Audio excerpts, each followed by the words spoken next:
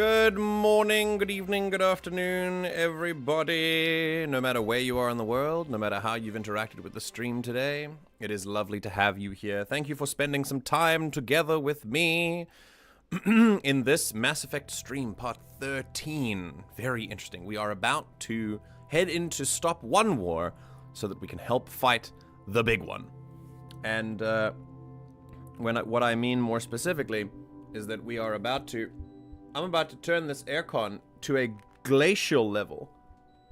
Because the humidity today... Let's see, friends. If you weren't here for the morning stream, the humidity today is... Let's see... 79%! Wait. There you go. You can kind of see it. 79% humidity. It was 93 this morning, which was fun. Raz knows about this, and a couple of others do as well that were here in the morning stream. If you missed the morning stream, it was very chill. Very interesting. We talked about some good tabletop stuff. We tackled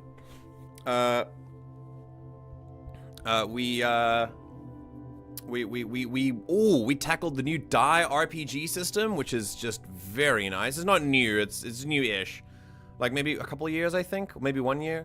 As requested by Alfred. It was lovely. It's so interesting. I would love to play in a game with the Die RPG. Go check that out if you missed it. The full edited video will be up tomorrow. What else did we do? Oh, we did some we read a horror story. That was quite fun. an RPG horror story, I meant, not an actual story. We read an experience that someone had that wasn't great, and then we talked about exactly why it wasn't great and how to be better at that in the future. So, however you've arrived here, if you're watching the VOD, if you are live in chat, if you're active, if you're not active, it's lovely that you're even spending time with me today. So thank you for making me a part of your day. And be welcome here in this community.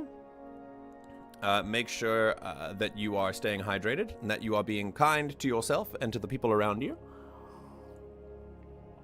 And we're going to play some Mass Effect. Ash, Alferg, Raz, Captain Alex. I will not be engaging in this first fight. As much as it makes me happy that you are excited to be here. Oh, you got hot dogs. Very nice. Very nice. Love me some hot dogs. I want to have some fun. Okay, well, I don't know if you're here. Hold on. Ah, he's not in here. Hello, Ash. Hello, 5'8". Hello. Hello, hello. How are we today? I'm good. Very nice, very nice. How are you today, All right. 5'8"? Excellent. I hope we've had good days. Are we ready to ponder the question, does this unit have a soul? I'm not spoiling anything. Oh. Just putting it out there, for no reason whatsoever. I'm sure that none of us are going to cry today.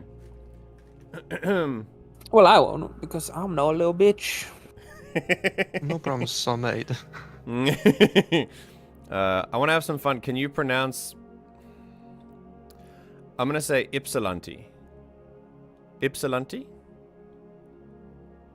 Is that correct? Where does it come from?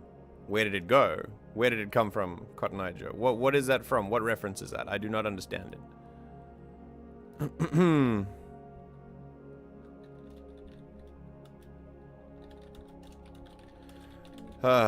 I'd love to hear how everyone's day is going. What's your mental health out of 10? Your physical health out of 10? Bah. Very good. Very good. I was referring to your comment About about a 9. staying... You're about a 9? Sick! Mm-hmm. That's great! I'm so glad you're having a good day. Anything in particular, the reason for such? I might finally be getting a new job as an assistant for prosthetics fitting. Whoa! That's so interesting. I didn't know you did that. Do you usually do that kind of thing for a living, or is it very new in your field? I'm just finishing my master's degree in medical engineering, and I should get a job by now, so this is like the first step. Med-Eng was like one of my choices when I went to university. Biomedical was my second choice if it wasn't law. That's super cool. I wanted to, how do you feel about, like, especially now doing a master's in it? That's pretty wild. Sometimes I feel like mistakes were made, but the rest of it feels like, yes, this is what I want to do. It is extremely interesting, and Yeah, I'm that's just good. loving every single bit of it, as long as it's not chemistry.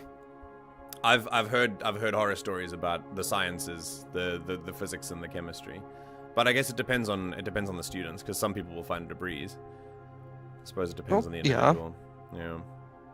Yeah, like my other friend who's doing biomed and nanotechnology at once. That sounds fascinating, but also my condolences. Oh God, I think yeah, I loved the idea of biomedical engineering. That's super cool. So now you're working for prosthetic fittings and stuff. Like you've. Well, I'm about is to it start. Is it a job lined up after your master's is finished? I'm intending to continue it after the master's is finished, Okay. because I'm just starting off as to do the first month as the required internship, and then continue it as a full-time proper job. Sick. Okay, very cool. That's lucky. You have a job lined up right at the end. That's awesome. Or is it like, are you in a field where the job prospects are quite high? Like you're very likely to get employed? No, exact opposite in this country. Oh, really? Oh, After well, shit. medical engineering, it is a nightmare to get a proper job, and it's better. You're better off looking abroad. Well, no, that's the wrong one. Wait. There you go. I'm clapping. It loaded too slowly. Of course, yeah, yes. Mm-hmm. Congratulations. Accepted. Congratulations. Very fortunate, and I'm very happy for you. That's awesome, dude. What country are you referring to? Like what country are you referring to? Poland. Oh, Poland. Okay. Interesting. I've been to Poland. Mhm. I traveled to Oh. Warsaw and Krakow as well when I was in 2017. In my university, I was in a choir, and we did a Europe tour. And part of that Europe tour was experiencing Poland. We went to there's a very famous salt mine was it in Krakow? I think it was in Krakow that we sang in. Like we went down to the bottom of the salt mine. Yeah. Mhm. Yeah. We went down to the salt mines, like check that out, and then sang in the main like cathedral there. It was very, very cool, super enjoyable. And then went to go see the castles, and I think it was called Wawel Castle, the one where the Yeah, that one's in Krakow. It's one of our most famous ones. Yes, and I also found this is very interesting because the place had, I can't believe I remember this, but the place had a line of kings, but then there's one queen, and they referred to the queen as a he, because that's how they like did the hierarchy back then, and because the queen was so famous and like did such sort of interesting things, they treated her as a king, which was very, very interesting. Yeah, that's entire history and some internal discussions here and there. I'm sure. Yeah. I'm sure that's probably in the the first subject place. of A many woman modern was not discussions. supposed to lead a country. Yeah. Like let alone do things enough to be considered on the level of the kings. So yeah, absolutely. Sure, that's quite cool. Yeah, I found the history. I'm a big history nerd, so I loved learning about that stuff when we went. And to see the preservation of what happened to Krakow, like, because obviously Poland has a very rich history with wars fought in Europe. A lot of that happened there, so there's there are a lot of cities that have had to be rebuilt, obviously, but Krakow was so interesting because so much of it is like still okay from back then, because it wasn't really a place that was attacked very often. So that was quite interesting. Actually, if you like history so much and like to poke fun at some bits, I recommend you to look into how Poland views the invasion of Sweden back in 1600s during like this Swedish golden era, and then take a look at the reverse, which is go to Sweden and then take a look at how they portray the entire invasion in their museums. It is almost a night and day difference. Really? That's hilarious. I love that. I love the way that history is like differently interpreted as you go from place to place. It's very, very interesting. I mean that, and there's also some tidbits that not all places will show you. Like, for example, during the initial invasion, that the Polish nobility wanted to like form a proper defense of the country. But then the night before the first main battle, they all got too drunk and were unable to fight the next morning. And so the Swedes just marched all over us. And our nobility was hiding under the tables, running away partly clothed. And that's how they took away 90% of our territories, which we only took back because we blew up on all the castles on our way. Oh my god. Hungover scorched earth? That's a new one. Yeah. It was just... that's hilarious. Wow. And Swedes take pride in looking at our nobility like this, just, oh, those cowards. Oh, goodness. Yeah, I have that as... I'm a South African. We have plenty of historical revisionism by people who have a stake in saying that colonization of South Africa was such a cool thing because now we have phones, and their attempts to do a lot of that same historical alterations are very clear in a lot of the places of supposed history. It's very clearly skewed in a certain way. Ypsilanti is a city in Michigan. Okay, cool. I need to catch up on chat. Still way too damn hot out of 10. I agree. I'm sweating over here, and I have the aircon on. It's awful. It's awful. Epsilon is the letter E in the Greek alphabet. Yes, but I remember that if you... Yes, I believe that it was... I've seen it spelt with a Y before, and I think that's also got the same pronunciation. I was referring to a comment about staying hydrated, so I added to have some snacks. Excellent. Well, good. You should probably have some snacks as well, yeah. I have a snack next to me. Oh, we have a new person. I hope you're still here. Sorry, we were talking about history. But hello, TJI. What type of channel is this? Is it a game focused on games with philosophy, theories, approaches to life, etc., etc.? Yes. It is, this is a channel where we do lots of stuff. I have a ton of hobbies, and I wanted to, a couple of years ago, because this has been going for almost 2 years, I wanted to finally communicate and spread my hobbies around and use it as methods for teaching, because I am a teacher by profession. So I created a community with a focus for learning about each other, learning about different types of humans, learning about how to be better humans, and learning all of that through hobbies. So through games, we do a lot of gaming here. Right now we're doing our Mass Effect series. We're about to start soon as well, but I usually chat to people beforehand. And we also do, in the morning streams, we're doing a Slay the Princess run at the moment. That's almost come to an end. The last episode is happening on Thursday morning, which is like a couple days now, so about 36 hours from now.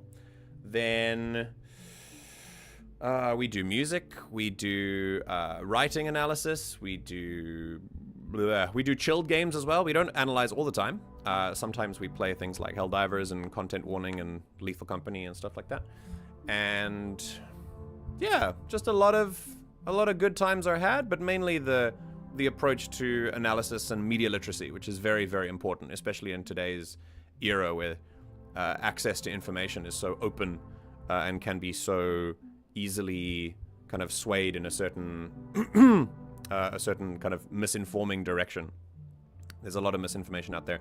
A lot of people who don't really need to be so loud about their platforms are spouting things that really I would not say are conducive to media literacy. So I try to be a force for the opposite. It doesn't mean that I'm right, though. I'm really just talking about education in general. So we all kind of talk together. We put our insights in. We put in our different perspectives, and then we learn from each other. That's the goal. No single person should lead a country unless their gender is omnibenevolent. I agree. That's very based, Thomas. Very based. I'm also anti-monarchist for sure.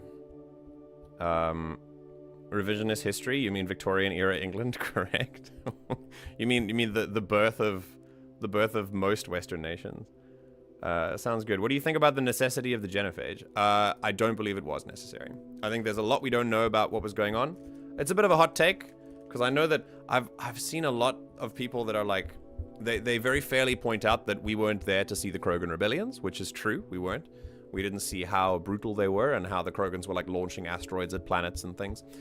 I think we should bear in mind that the Krogan rebellions were a direct response to being uplifted by the Solarians and then used as cannon fodder for the Rachni Wars. So there's an argument to say that the Krogans were justified in their rage against the rest of the galaxy for using them and then dumping them. And then the Genophage was basically done, from my perspective, to basically undo the mistake that the Solarians made in uplifting the Krogan anyway, instead of letting them do it naturally. And of course, there is the act of the Genophage itself, which is a genocide in the definition of that. When we talk about, there's a lot of dialogue in the games, especially in Mass Effect 2, about how the Genophage is, like Morden talks about how it's not a genocide, and he's very like adamant about that. He's like, I'm not a murderer. It's, like we definitely it's not didn't a genocide do. because Yes. the Genophage doesn't kill.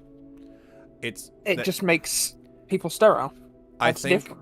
I think the trauma associated with the amount of stillbirths that Krogans probably had, and the perhaps there were many who were perhaps born for a couple seconds before they died. There are many accounts that females had, female Krogan that is, of some pretty traumatic experiences regarding the Genophage, and I think that in terms of near sterilization, I would most certainly consider that to be under the definition of genocide, as an elimination in whole or in part. I think a lot of people get hung up on the definition because they mean, well, at least you're not killing all of them, but that's not what the definition states. In part as well also counts.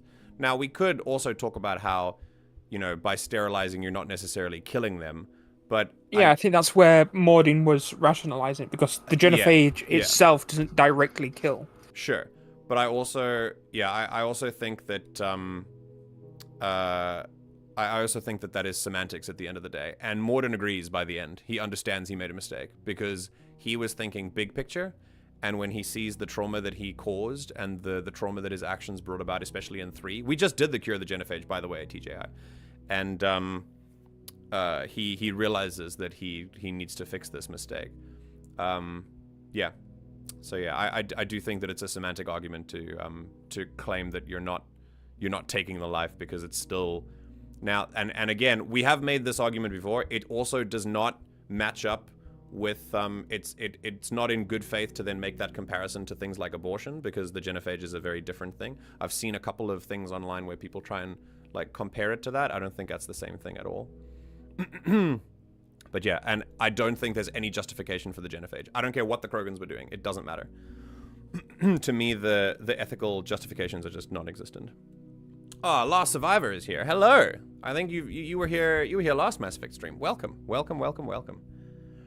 Yeah, the letter Y in the Greek alphabet is spelled almost the same. It's called Upsilon. Yeah, I remember. I read about this. I bring Victorian era England because there why we have polished medieval armor, bare marble Greco-Roman statues, and so few mummies. Ah, interesting. The definition of genocide also includes non-lethality. People ate the mummies. Wait, they did? Yeah, they ate mummies. They like ground them up and shit.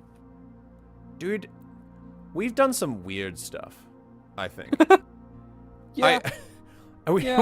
We've definitely done some weird stuff. That's crazy, man. All the unaccounted for mummies probably got eaten. Jesus. Also, yes, the definition of genocide does include non-lethality, correct. So even if you're not directly killing people, cultural erasure also counts as one of the definitions of genocide. You're right, the Genophage is a response to problem. However, the uplifting of the Krogan was indeed needed to prevent the Rachni. We don't know that. And the Genophage was needed to stop the Krogans. We don't know that either. I think we also don't know for certain what started the Rachni War. Yeah, so in fact, actually, it's more certain than not that the Reapers or the Leviathans actually encouraged the Rachni to go to war under their control. So there's more evidence to suggest they did that than they did it on their own. Everything we've done from interacting with the Rachni has suggested that they simply want to just exist. Very much like the Krogan. I think it's very important, TJI, to remember that that there's a lot in the history that we're not aware of because we weren't there. And I think to take there is enough doubt in the historical record of Mass Effect with regard to the Salarians trying to hide their upliftment of the Krogan, especially also with their altering of the genophage, to the Batarians and humans constantly hiding the true nature of their conflict together, with the Turians hiding their relationship with the humans, the Asari hiding the existence of Ardat Yakshi. There is a lot of historical erasure happening in the Mass Effect universe because a lot of people are ashamed of things. And I think that there's enough doubt being caused in that historical record that we can start to question things that we think we know. So I know that we do know that the Council stated the Rachni were attacking and refused to negotiate or speak. The war, I believe, was going on for 100 to 1,000 years. They speak in ways that are very different. When we speak to, when we've ever spoken to Rachni, it's never been on their own. They speak through other vessels, which maybe they didn't have at the time. Maybe it was a giant miscommunication. I definitely think the game is trying to suggest that the history that we think we know is not as cut and dry as we think it was. And I think part of Mass Effect's whole theme is questioning what we think we know, especially about the history. The quote-unquote official story is they went through the Rachni relay and immediately got attacked.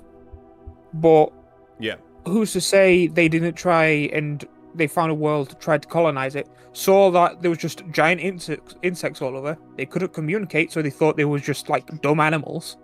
Could have just started wiping them out. To exterminate them, yeah. That would track, for sure. And that is a pattern that we've seen with lots of, especially, I mean, take the Yarg, for example.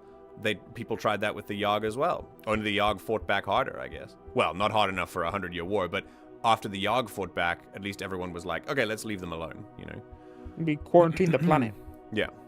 There are patterns where the council races of the galaxy have done things that are sketchy enough for us to doubt their trustworthiness. That's all I'm saying, TJI. Of course, all of this is opinion-based, so don't worry. Well, pretend you're there. If all things are correct, and the Rachni were pushing the council races back, trying to make them extinct. Whoa, hold on. If all things are correct, and the Rachni were pushing the council races back, trying to make them extinct, is the genophage then needed? I don't know if we can say something like the genophage was needed. I think we can say that something was needed, but I will never tell you that it was the genophage. Like, never. I'm not saying that you should have just let the rebellions happen. There must be something else we can do. I will always believe in an option that is not nuclear. I don't believe that there is any moral justification we can make for a nuclear option, for anything. I don't really have exceptions to that. Like, yeah, could have been brutal, for sure. And from all the stories we know, the Krogan rebellions were really, really brutal. But I will not use that to justify something like the genophage. I heard that during the railway expansion in Egypt, the 19th century, construction companies unearthed so many mummies that they used them as locomotive fuel. Whoa! Damn. Not only that, but if we can take the Rachni Queen at her word, the Rachni were following a distorted, ugly yellow sound. Yes, that's what we said in Mass Effect 1. I remember. It never said they did that. We should go by what was stated, which was they opened a relay and Rachni attacked. Same way the Turians attacked humans when we opened a relay. Right. So think about this, right? We opened a relay and the Turians attacked. So when we opened the relay, it's from our side. The council races were the ones to open a relay. The Turian and all the other council races, think about it like this, right? Here's the council race. Here's all the council races. They have their own government and everything. Rachni are here. Humans are here. Humans open up a relay and get attacked. Rachni just stay where they are. Council races open up a relay and are attacked. Sounds more plausible that the Rachni had more of a reason to attack if they didn't realize what was happening. Listen, we are separating the Rachni Wars from the genophage, though, which are two very different things. One did lead to the other, of course, but the genophage was in response to the rebellions after the wars. And of course, that was then, the rebellions were then in response to the uplifting of the Krogan. And I don't know if I were a Krogan at that time, maybe I'd be pretty pissed that I was given all these guns and then used to die on the front lines. Are you more cunt or utilitarian? I mean, there's a cunt in voice chat right now. Hi.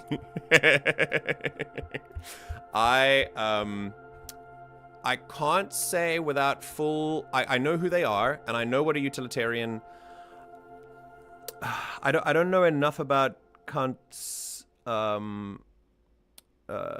like full school of thought to make an informed decision, but I wouldn't say I'm strictly utilitarian. I have a pretty moral, materialist, kind of socio-economic way of looking at things, I suppose. Yeah, it's difficult to define. I think it's context-based. Context is important. This is a great conversation, TJ. Thanks for being here, and thanks for giving it. I appreciate your perspective. You've given us a lot to think about. I hope you'll sit back and relax now and continue to give me your perspective as we dive into Mass Effect 3 right now, because it is now 30 minutes in, and I think it's time to it's time to start. Utilitarian is the general good. Last survivor is Baron. What's that? Last survivor in the YouTube chat is Baron.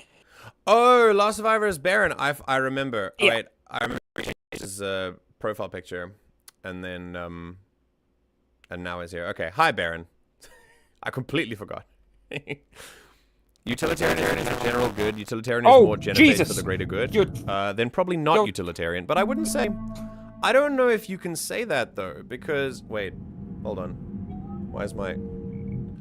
Hang on, I've got no. Your mic went really hold on like. Like a faulty cable. Hold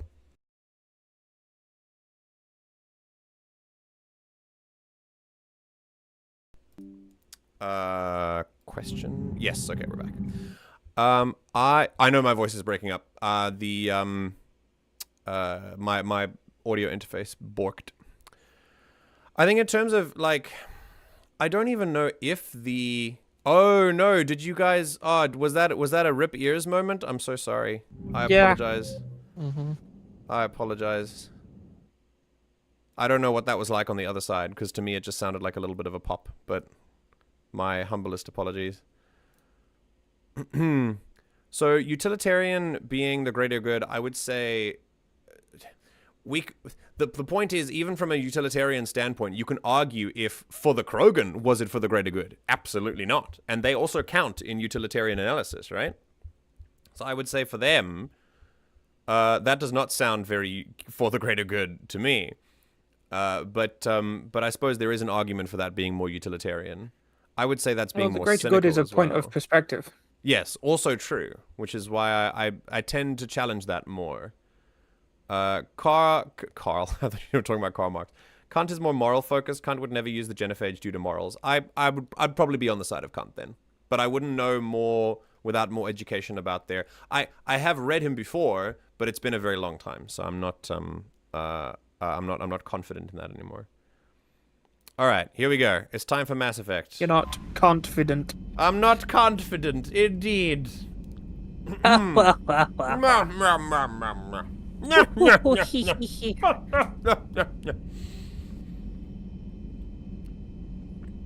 MJ, can you please become American when saying cunt? No, cunt is the way you should actually pronounce it.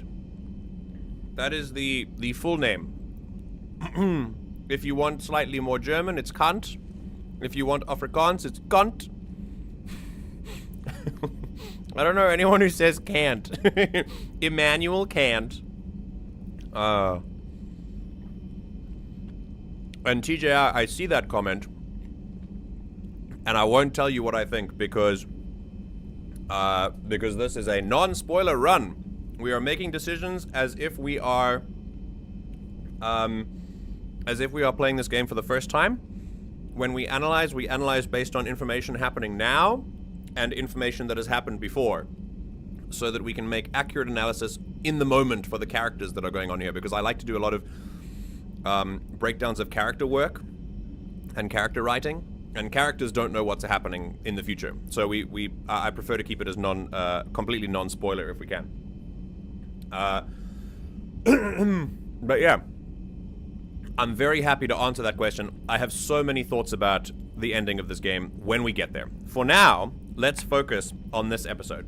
And speaking of that, let's talk about last episode. Very quickly, we learned so much last episode. This is episode 13. In episode 12, we learned about the Reapers as we took on the Leviathan DLC and learned not only who the Reapers are, but where they came from, who created them, and what their prerogative is, which is essentially to preserve life, quote unquote, by finding a way to stop what they see as the inevitable conflict between organic and synthetic species. That synthetics will always rise up and conquer the organics, leading to a destruction of life. And the Reapers, which are based on an AI known as simply the Intelligence, wanted to find a solution to that problem. And lo and behold, as soon as it realized the solution, it decided we should probably kill the organics. And then it decided to do that. So now it dooms the entire galaxy to a 25,000 year cycle on average, wherein it assumes that every time synthetic life rises, it will seek to dominate. And before anyone can prove it wrong, it has already destroyed all organic life, created a new Reaper, harvested everyone, and then gone back into deep space and waited for the next cycle. And it's really just become this loop that it kind of gets itself stuck into yet. And now we are here. Once we finished the Leviathans, we enlisted their help, which is very interesting. And if you want to go see the full analysis and breakdown of that, the stream is up and ready. For now, we are heading to the far reaches of the galaxy to assist the Quarians with their problem against the Geth. If you've been watching for a while, you know exactly how I feel about this particular conflict. But we shall see, once we get there, what's going to go on. Alright. Have you gotten to the Quarians' important part yet? We're about to right now. That's going to be our thing immediately today. I'm going to try and finish that whole arc, so we'll see what happens. For now, though, I'm pretty sure that we are just good to go. We don't have any more, like, emails or anything to do, so I'm just going to feed my fish, and then we're going to head off. So make sure you are comfortable and ready to go.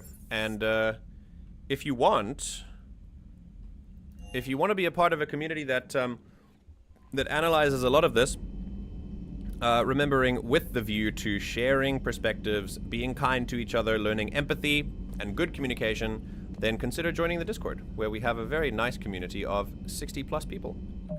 66 to be precise. I checked this morning. It was very nice. Okay. Here we go.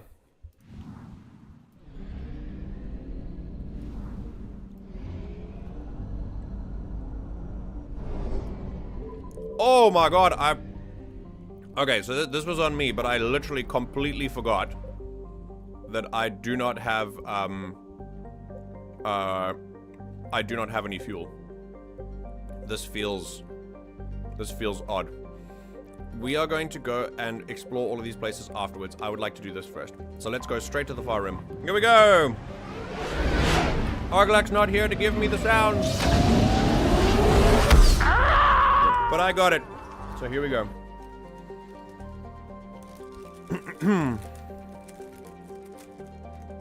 Alrighty. Please tell me there's a fuel depot here. Please. Please, please, please. Or just some fuel. Just any fuel, please. I want a little bit of fuel. Just a crumb. God damn it. Nope. Oh, I can't even leave. I can't even leave. I think there's one in the Turian systems. Could be. You know what? We're gonna very quickly go back and refuel. Let's go. Where are the Turians? Where are the Turians? Arcturus? Arcturus stream. Let's see if we can go there. I need priorities. I need fuel. Fly through the sun. This is not Elite Dangerous. We do not have a fuel scoop. No, Arcturus is where the humans' Arcturus station is. Maybe. I know there's something in the Krogan DMZ. Maybe there's a fuel depot there. Let's go check the Krogans. One more time.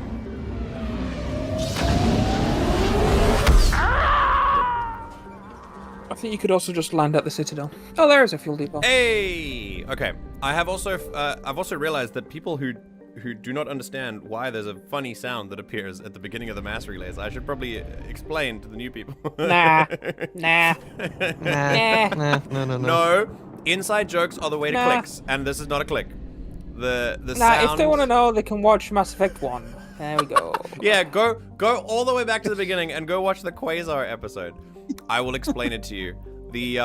In Mass Effect 1, I played a little too much Quasar and bet a little higher than I thought, and I lost hard. And I made that sound. This one. That's me. And I've not been able to replicate it since then. And now we do it every time we go into a mass relay. It's just tradition.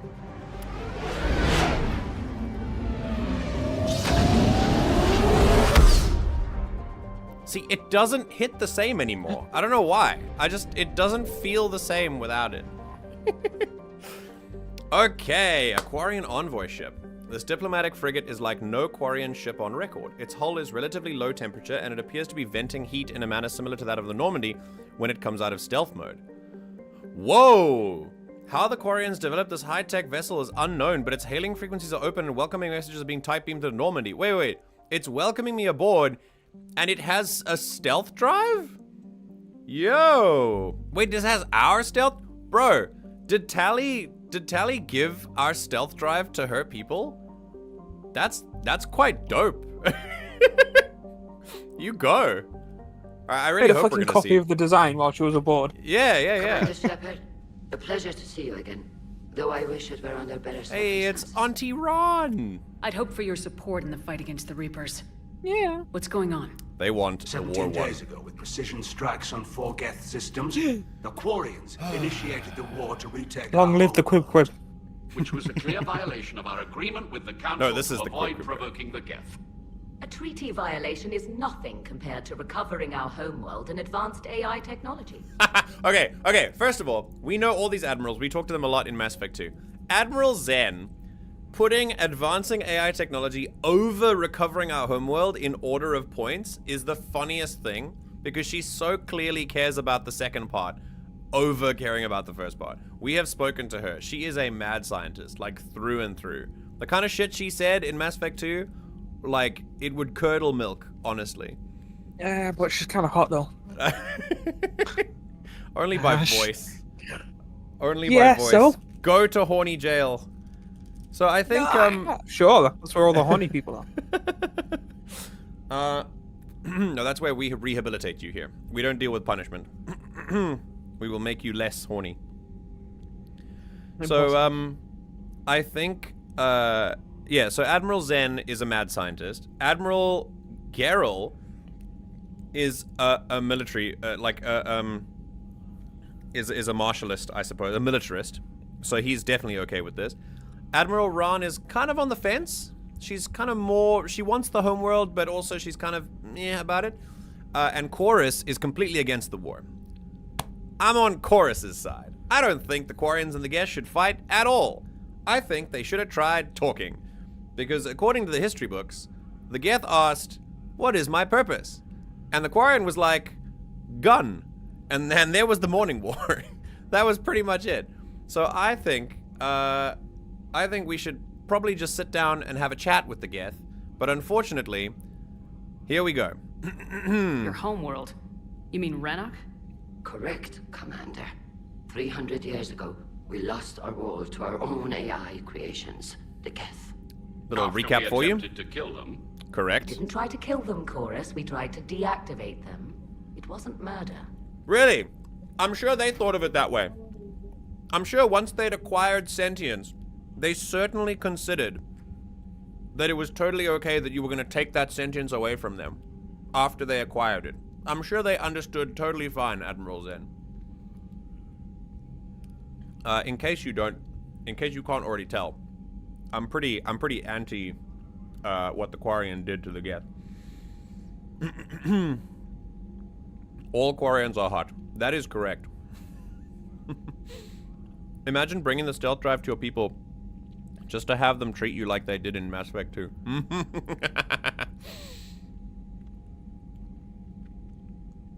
Have you seen Rieger? The random American accented Quarian. The only American Quarian. Less horny is kind of punishment? No, Sylph. Horniness is the sin. the rehab removes the sin. No, it's punishment. Creator, what is my purpose? You pass the butter. Oh. If I don't want to be rehabilitated, then you are punishing me. By forcing me into something I do not want to do. I'm gonna move on before we stay here for about an hour.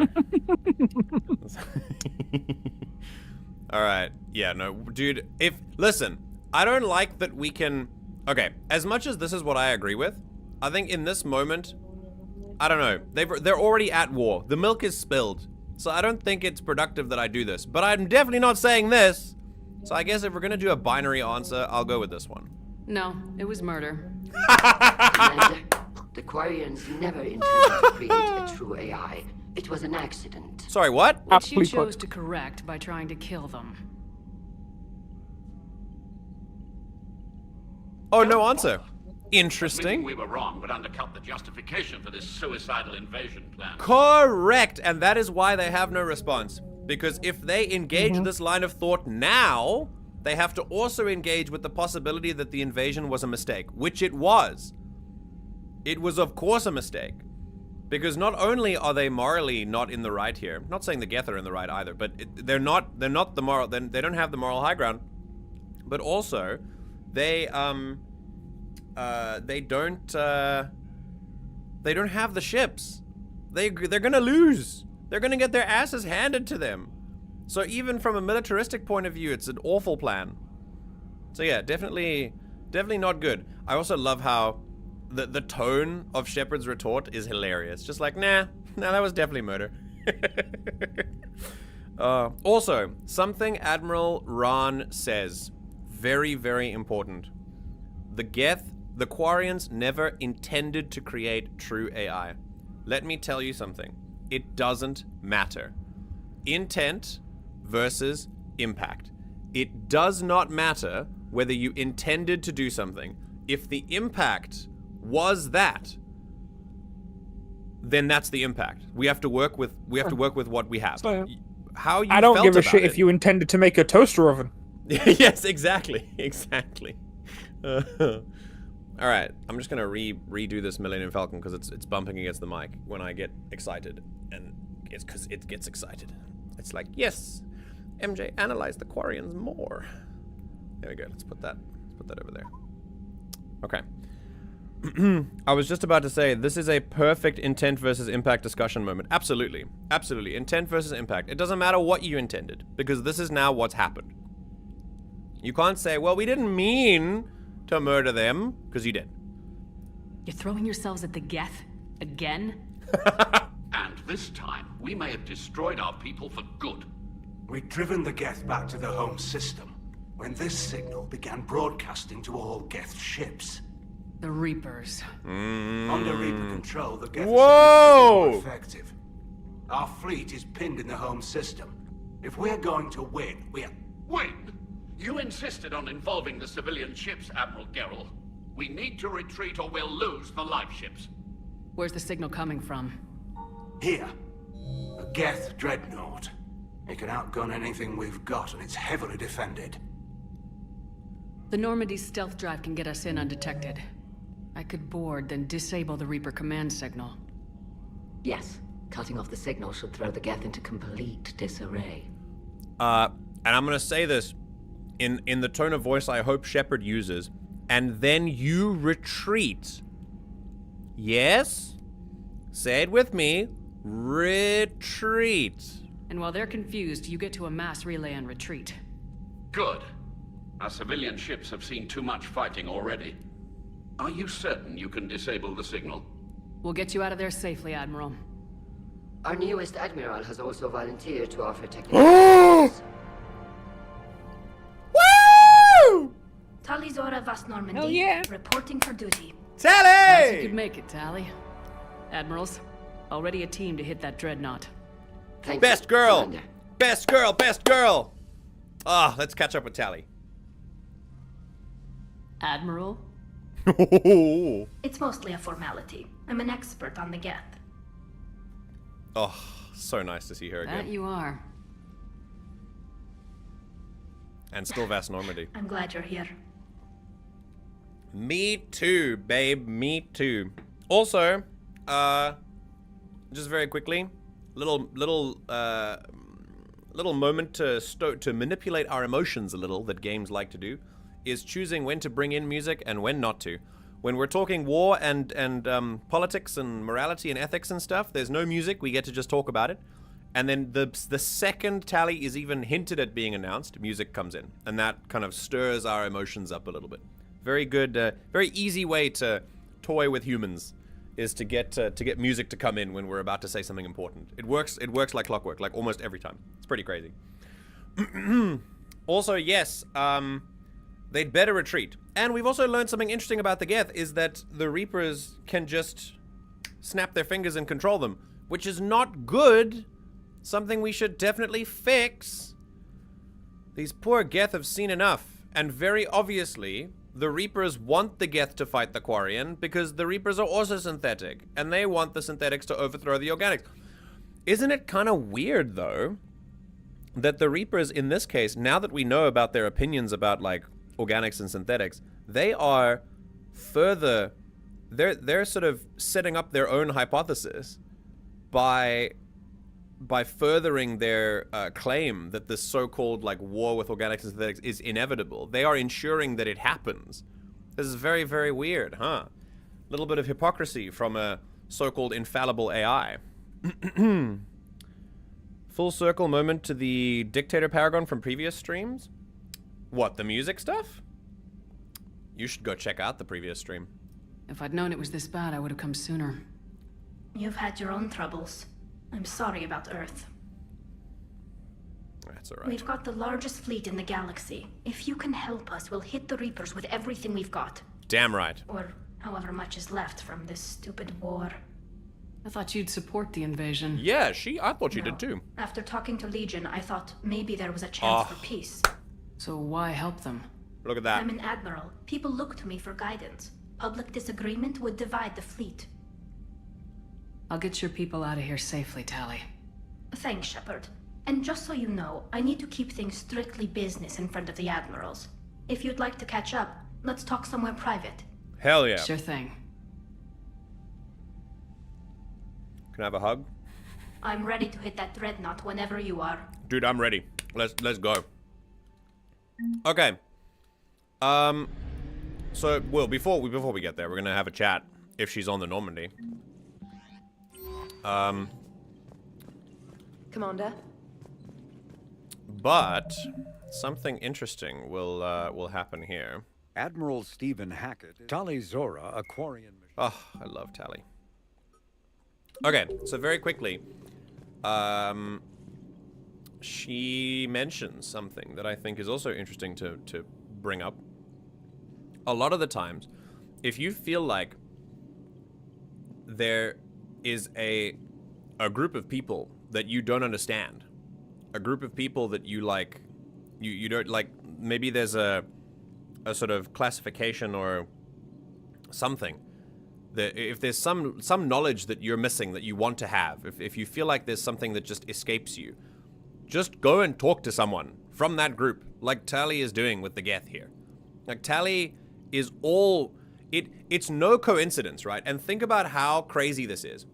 Tali is a very good example of how someone can deprogram their prejudices and learn to accept people. Tali is all rah-rah war. The Geth are killing us. We have to go retake the homeworld. We have to drive out the Geth. We have to attack. She's there for it. She's there for the war. And she has like a month with a Geth where she can actually speak to one. And she's like, wait, maybe this war is not such a good idea. It's crazy because it shows us two things. It shows us, number one, that really a lot of the times all it takes is just a conversation to understand something, a conversation with an open mind, mind you. But number two, it shows you the sinister nature of the systems that create that programming in the first place. the fact that Tali lives her whole life being brought up supporting this notion of war and this notion of hating the Geth, and then she spends a small amount of time with one Geth, and she switches. She does a complete 180 to what is right. She learns what is there, and she has more knowledge now. It's pretty crazy, and it should show you immediately how powerful these systems are, but also how easily they can fall if we know how to fight them.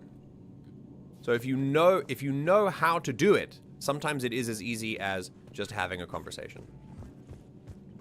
Okay, let's see if we can, let's see if any of the crew react to this particular thing. Joker is probably a good indication that there's something to react to. Let's see. Man, those Quarian there we go. are intimidating. And if you get nervous, you can't even imagine them naked because, like, who knows? There's a tentacle monster under there. Commander. Jesus, Joker. So the Reapers did not fully exterminate their creators. That suggests they are fallible, even on large or long-term scales. I agree. Auxiliary power units are depleted to 82.04% capacity. This should be corrected. Yeah, I'll get it before we go in atmosphere again. I will run a diagnostic on it. EDI, we've got 5 of them. According to the diagnostic, we now have 4. Oh, shit. Hello, Shepard. Okay. Charge the damn ship, Joker. We don't have a 2-prong plug anywhere.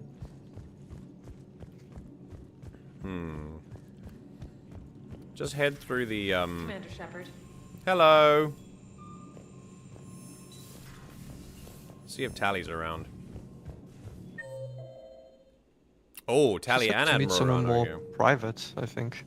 She did, but she is here today. So apparently, maybe our conversation now will be about the admirals and stuff, which is fine. I'd like to learn more about it. Let's talk to Admiral Raan first. I like her. Shepard, the fleet is under heavy fire. We need to hit the Dreadnought. Yeah. I'd like to know about your patrol fleet. In peacetime, the patrol fleet managed navigation, internal security, and intership conflicts or crimes. Okay. Now, we mostly guard the heavy fleet's flank. It's mostly light frigates or fighters. Okay. No heavy ships, huh? Tell me about the civilian fleet. Our civilian ships, medical vessels, and live ships. Admiral Koris coordinates them, though individual ships' captains still have power. In peacetime, they made up the bulk of our fleet. Now, our strength would even give the Turians pause. That's pretty cool. Tali said you had the largest fleet in the galaxy. The Turians have more dreadnoughts. Yeah. Their overall military force is larger than our heavy fleet by far. Yeah. But before we began this war, we jury-rigged every Quarian ship in the flotilla for battle. Even our live ships have cannons. Damn. Yeah, that's a bit intense. You've converted them into dreadnoughts. That's a violation of the Treaty of Ferrixon. While live ships have firepower comparable to a dreadnought, their primary purpose is food cultivation. You think the Council will buy that technicality? If need be, I'll apologize once this war is over. And in the meantime, you're putting your civilians in danger. Correct. Not casually, Commander. We keep them off the front lines, but we'll do whatever we must to win.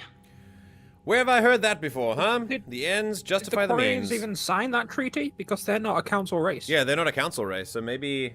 And if the council is enforcing treaties on people that aren't part of the council, then this is a little wild.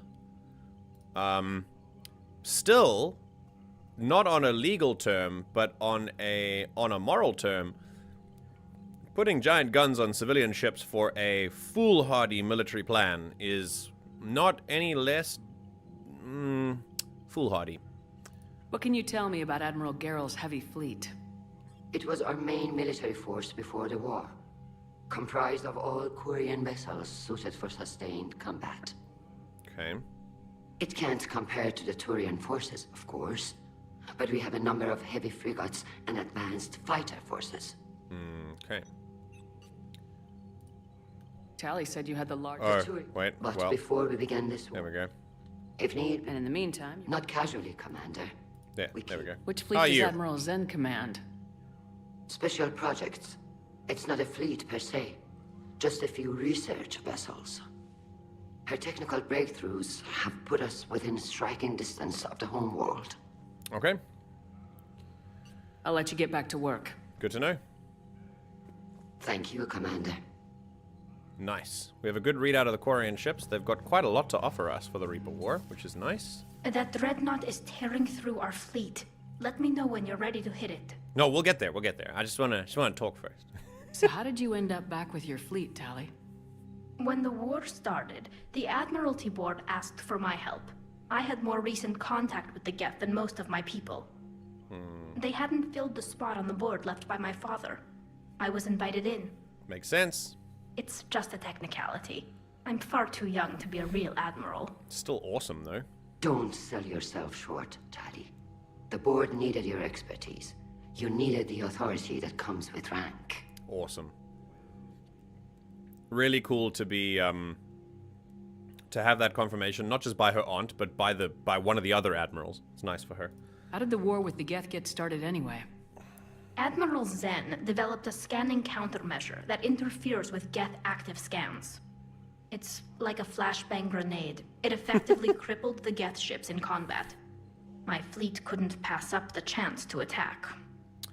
I mean, it does sound useful to Reapers. Could we use it to fight the Reapers?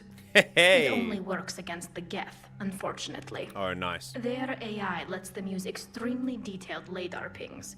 Zen's countermeasure overwhelmed them with garbage data. And it's useless now that the Reapers have upgraded their processing power. Oh no. Okay. How is it being back with the fleet? Right now, it's exhausting. I'm an admiral in the middle of a war. I just want us to get out of this alive. Everything else can wait. Yeah, can you join me when the war's done? I'd love to have you back. When this is over, I could use your help. I can't, Shepard. If we survive this, we'll have a homeworld. My people need me. That's fair. You could help your people's homeworld by fighting the Reapers. Also I fair. don't know. Like I said, I'm not thinking that far ahead yet. Yeah, I think it may be a misstep on our part to push so early. She's very preoccupied, and for good reason. I won't ask again. So what about Legion? Yeah, where is he? To return to Geth Space after you turned yourself into the Alliance. And you haven't seen it since? Legion and I sent a few messages. Oh. I was hoping we could try negotiation. Nice. But I was outvoted 3-2. Admiral Koris was the only one who believed it would work. Of course he was. He's the only one who advocates for actual talking and diplomacy. It's crazy. Crazy, crazy, crazy. I'm being summoned to enjoy a pizza. Gah, that sounds delicious. Enjoy that, Raz. Any idea where Legion is now? No. In our last message, it told me that the Geth were having trouble reaching consensus. And then nothing? Maybe it was fighting the Reaper takeover, or maybe it didn't want to give intel to an enemy. I could have warned it about the invasion. I didn't. You'd have been betraying your own people. She still feels guilty about it.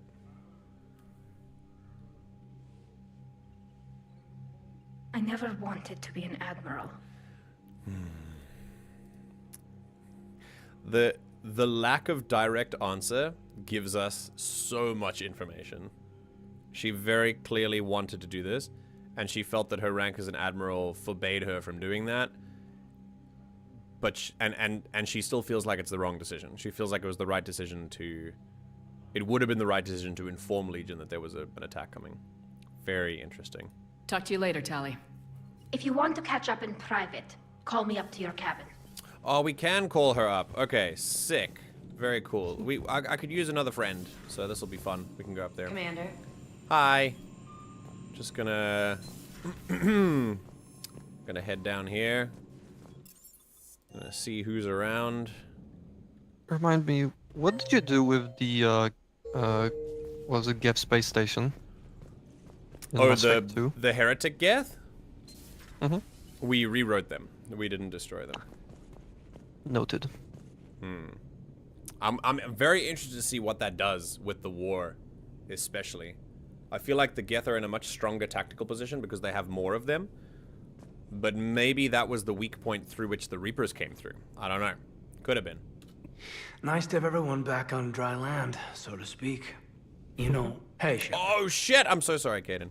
I completely interrupted you. Okay, Dr. Chakwas, Garrus, Liara, let's see.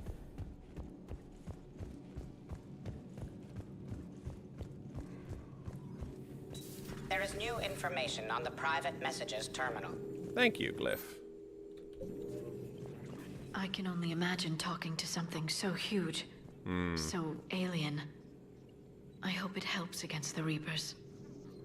Me too. Ready for the next mission?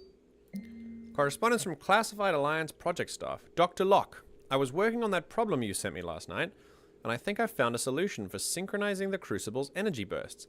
Punch the attached capacitor redesign into your projections. It should shave 3.6 milliseconds off the Mass Effect field's activation time. You can see where that leads. If you approve, I'll send the schematics to manufacturing. We'd need roughly 250,000 by tomorrow morning for testing. Dr. Cole. Damn. That's pretty interesting. They are dealing with some pretty fine numbers. Some very small adjustments needed for a very important project. Hey, Garrus. Shepard, I looked over your mission report. Gotta say, it feels like we've been after these Reapers forever. From Sovereign to Leviathan, they've been a pain in the ass the whole time. But at least we're starting to see the big picture. Yeah. Never really thought we'd get any answers. Doesn't change much, but it does make this war feel a whole lot bigger. Actually, it changes a lot in terms of our rationale for fighting. Because we're just fighting because they're trying to destroy us, but now we know why. And that's always very helpful. How's it going? It's like 150 million year long war. Yeah. For many people, it might do the opposite of good. It might make everyone feel very hopeless. But I think for us, it actually gives us a lot of good information about how this is actually going. And the fact that we've managed to delay a 150 million year war is pretty bonkers, if you think about it. How does Javik feel about the Leviathan? I have studied your human religions, Commander. Your devil and his fall. Leviathan and its kind deserve the same fate. They once unleashed a plague that has haunted all of our history to this day. I say their own hell is the abyss you found them in. One I hope they never escape from. I'm not gonna lie, I don't disagree, but I think it's very important that Javik is the spirit of vengeance for his people, so of course he's gonna adopt this position. But he's not wrong. He's not wrong. The Leviathans did create something that doomed the galaxy. And, again, the Leviathans are a prime case of intent versus impact. It doesn't matter what they intended. What impacted is now 150 million years of constant war. Hi, Lucky! Welcome! Pull up a chair and grab a drink. It seems you believed Protheans built the mass relays. The Reapers are cunning in their deception, allowing life to flourish, century upon century, letting us believe ourselves the masters of the cosmos. Then the truth becomes known. There are monsters in the dark spaces, and we are their prey. That's actually terrifying. Your Liara Asari asks many questions. You would think she'd never seen a Prothean before. But... Huh? I don't... She hasn't. Commander. You are quite literally the first and possibly only Prothean existing in the galaxy right now. I mean last, not first. Alright, who else is around? Beyond Allers, the engineers, and that's about it. Okay. Hello. Does Dr. Tassoni ever let you in her room? Because she keeps me out. Probably best. Probably for the best. Yeah, probably, yeah. I'm waiting for the Gartic phone live. It'll be there. It'll be there.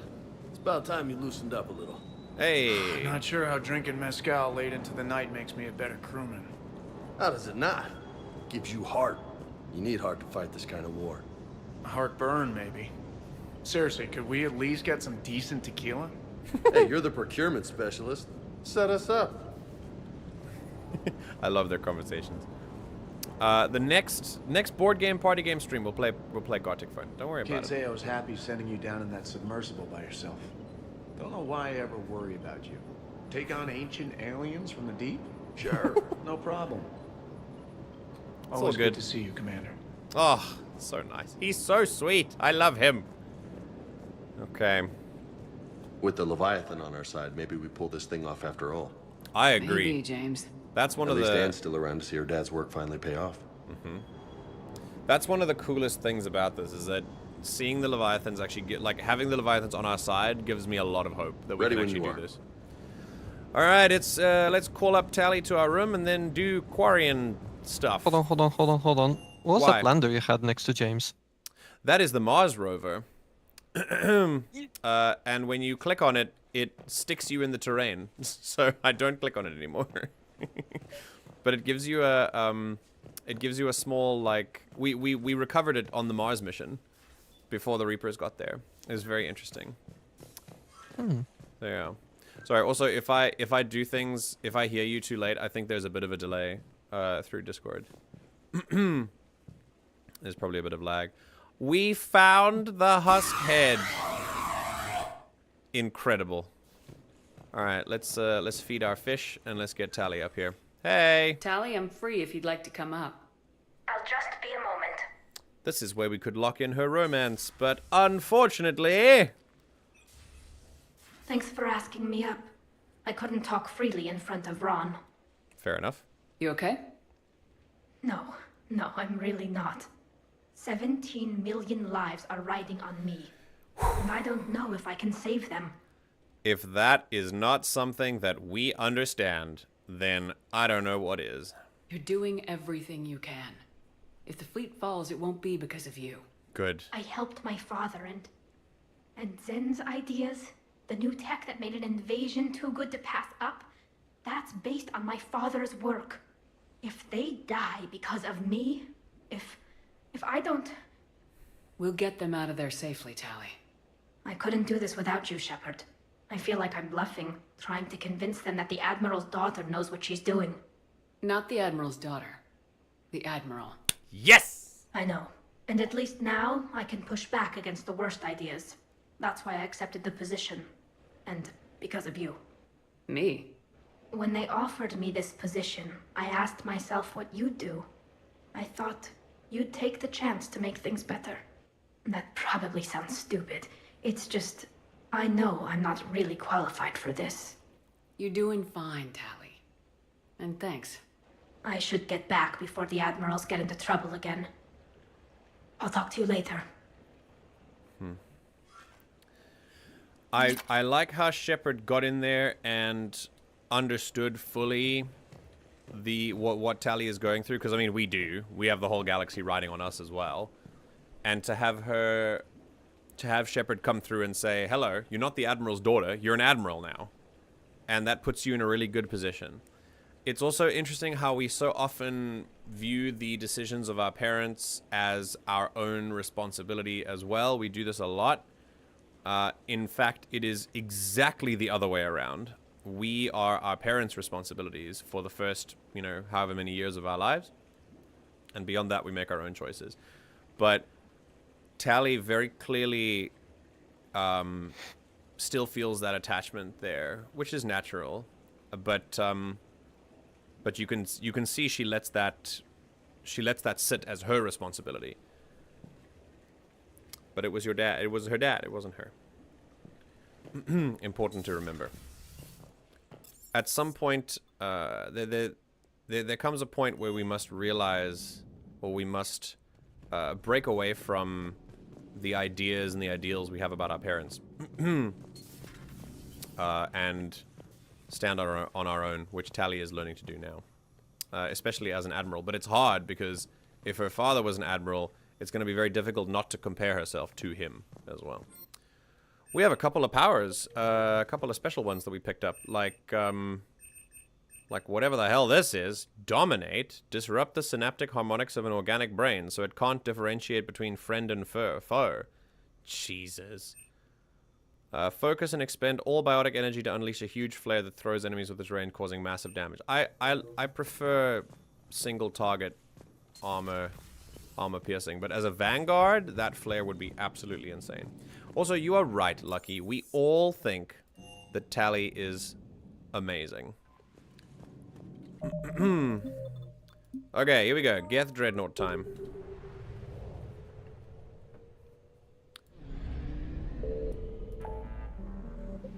Oh my god, it's right there. Okay. Here we go.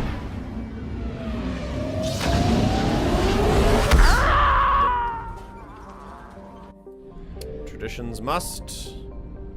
Any things here? Any fun items? Okay, so that's Caddy. There's Adas.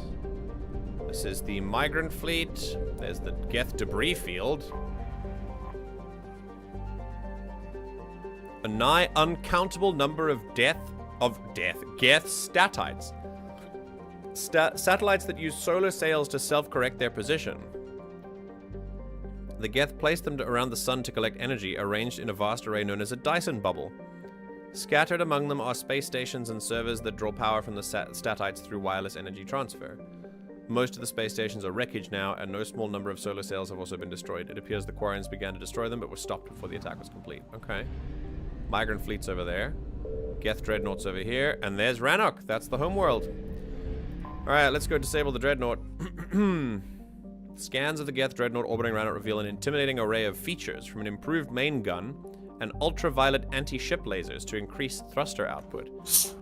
The Geth workforce never demands rest, wages, or autonomy, and in the creation of their flagship, they were limited only by time and raw materials. The damage inflicted by the Quarian fleet appears minor at best. That's a scary description, man. Neither rest, wages, or autonomy. Pretty effective workforce. Okay, we got Tali with us. Yay! Oh boy. Let's look at her appearances. She got the OG. Oh, this looks like Admiral Tali. Very nice. Ah, I remember this outfit. She's got that thing on. I want to try the Admiral one. Let's go with that one. All right, we'll go with Tali and who? Should we go Tali and Garrus, the dream team? Yes. Yeah, let's do it. OGs, let's go. Okay. Oof, let's see. All right, she gets shotguns. Nice. I'm gonna give her the Raider. We'll go with some damage upgrades, and then possibly. Whoa! The high velocity barrel is sick. Let's do that. Yeah. Oh my god! Look at that thing. We'll go. Let's go there, and we will allow bullets to pierce, so they can do lots of piercing. Very nice. And I think for Tali, probably a Talon for Tali. A Phalanx. Let's go Phalanx. High velocity barrel and piercing. Lovely. Okay, Garrus, new assault rifles, but I think it's... Oh, the Argus. That's interesting. We'll keep you with a face stun. And we will give you the high velocity barrel, 90% of armored targets. Jesus Christ. Okay, we'll go with more piercing as well. And then same thing. Yeah, these guys are the same. All right. I get 2 points. Garrus needs to be updated. Very nice. Let's go with incapacitated, weak, or organic for a short duration. No, we'll go recharge speed. Increase damage and hit one additional target, or increase damage to barrier and shields double. Yeah, easy pick. Let's update his proximity mine. Damage. Oh, we can do more. Increase damage dealt to targets from all sources by 20% for 8 seconds, or slow. No. Damage buffs. Damage. Oh my god. We gotta do all of this. Okay. Health and shield or recharge speed bonus. What are her powers? Combat and defense drone, sabotage, and energy drain. I think possibly recharge speed bonus. Weapon damage, tech power duration. I think I'm gonna make her techie instead of weapony. And then recharge speed of squad mates' tech powers or recharge speed of drone powers. Ooh, I think the drone powers will be good for her. All right, then let's buff up the drones. We're gonna quickly buff up everything else. Oh, bro, what do you mean? All right, I guess we're here now. I can do it in game. You expect to confirm. ETA to Rannoch, 5 minutes. What have you got from the comm buoys? Pretty much a big old shitstorm, Commander. Damn. I have detected several hundred unique ship signatures engaged in active combat. Several hundred? Yeah, like I said. Take us in, Joker. Here we go. Stealth us up, boy. Stealth drive engaged. Don't- Only way they'll detect us is Don't if we crack your all knuckles start too hard, singing. Joker. Break a finger. Oh, do you imagine? Just popping them Accidentally too far a bending little them too bit. far and just... Oh boy. That's a big battle.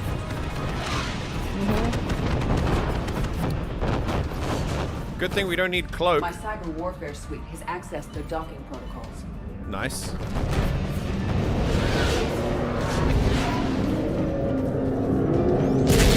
Oof. Ooh. Oh, they are getting their shit rocked.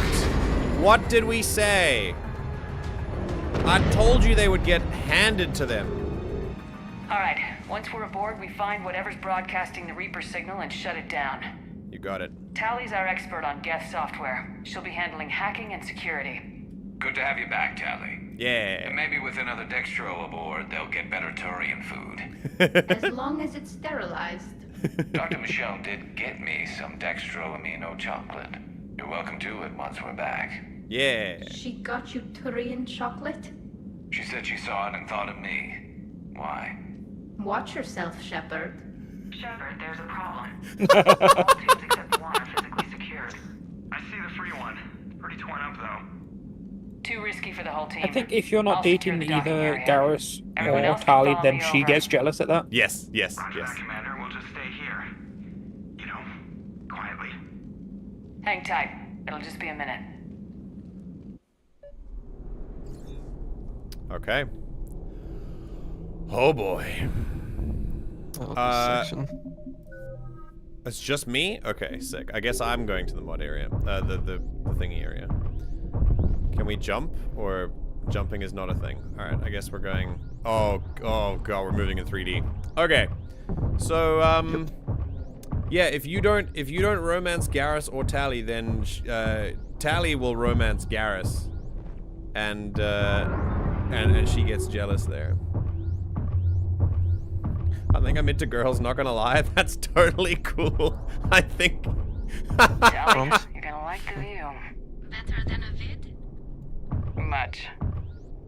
Is this one of the first times that you've realized this? I thought it would be during the Slay the Princess runs.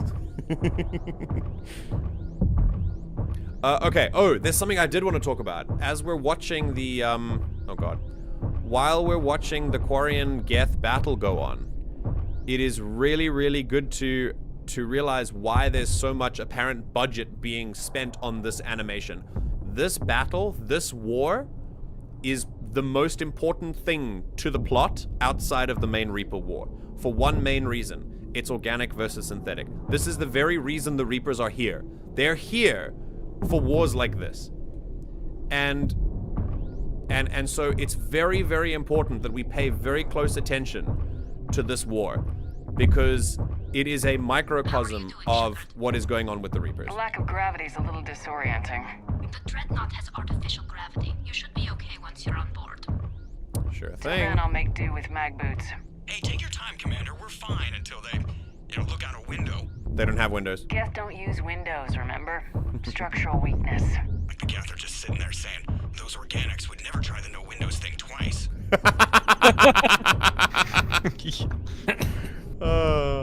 You'd be surprised. Okay. Oh my god. Oh my god. Jesus. I was lucky. Looks like the rest of the team isn't using the docking tube. So I'm guessing you'd rather not solo the Dreadnought. Not if I can help it.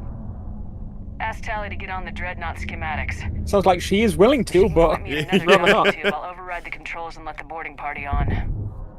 Okay, guess we're soloing some Geth. I'm inside. I've got gravity again. Great. I'm looking for... Got it. honestly, Shepard probably could solo it. Far from your position. True. The nearest undamaged docking tube is on the other side. Okay. I think I found that hull breach you mentioned. Admiral Garrus tried a frontal assault. We lost 6 frigates. Jeez. That tiny hole was the only damage we did. I wouldn't call it tiny. Not the way you'd have done it? No, he was too aggressive. I argued, but as Admiral of the Heavy Fleet, it was ultimately his decision. What about the other admirals? Zen backed the invasion, largely as a chance to test her toys. Raan gave provisional support. Koris. Koris opposed the war with me, and he was right. We could lose the whole fleet, Shepard. We'll get And your it's- people out of here safely. Again, it is incredibly purposeful that Admiral Koris in Mass Effect 2 is depicted as the weird one, as the admiral that no one likes, as the one with the crazy radical opinions. He's the only one with his head on straight. He's even presented to you at first as the dick, as the person you're not supposed to like. Exactly. And you listen to him for more than And then 1 if you second actually- after his outburst, and you realize, wait, hang on, he's actually just pissed that everyone doesn't like him because he's actually talking about not blowing up every Geth that you see. Long live Quip Quip. Long live the Quip Quip. Don't forget about the vast deferens. The deferens or the... Do you know what I'm talking about? Do you remember that dialogue option? Yes. Okay. Yes. I don't know if a lot of Geth have armor, so I actually think I'm just going to go with disruptor ammo for the whole thing. I'm going to delete a comment. You can't stop me. You can delete Jokes all your on you. comments. I can see the deleted comments. Yeah. Ash is a mod. Oh, that sounds like Geth. I found another airlock. I think we're good to go. Great. If you override the controls, we'll be right there. You're going up here? But what if I want to solo this thing? I don't know. That could be a good idea. Hello.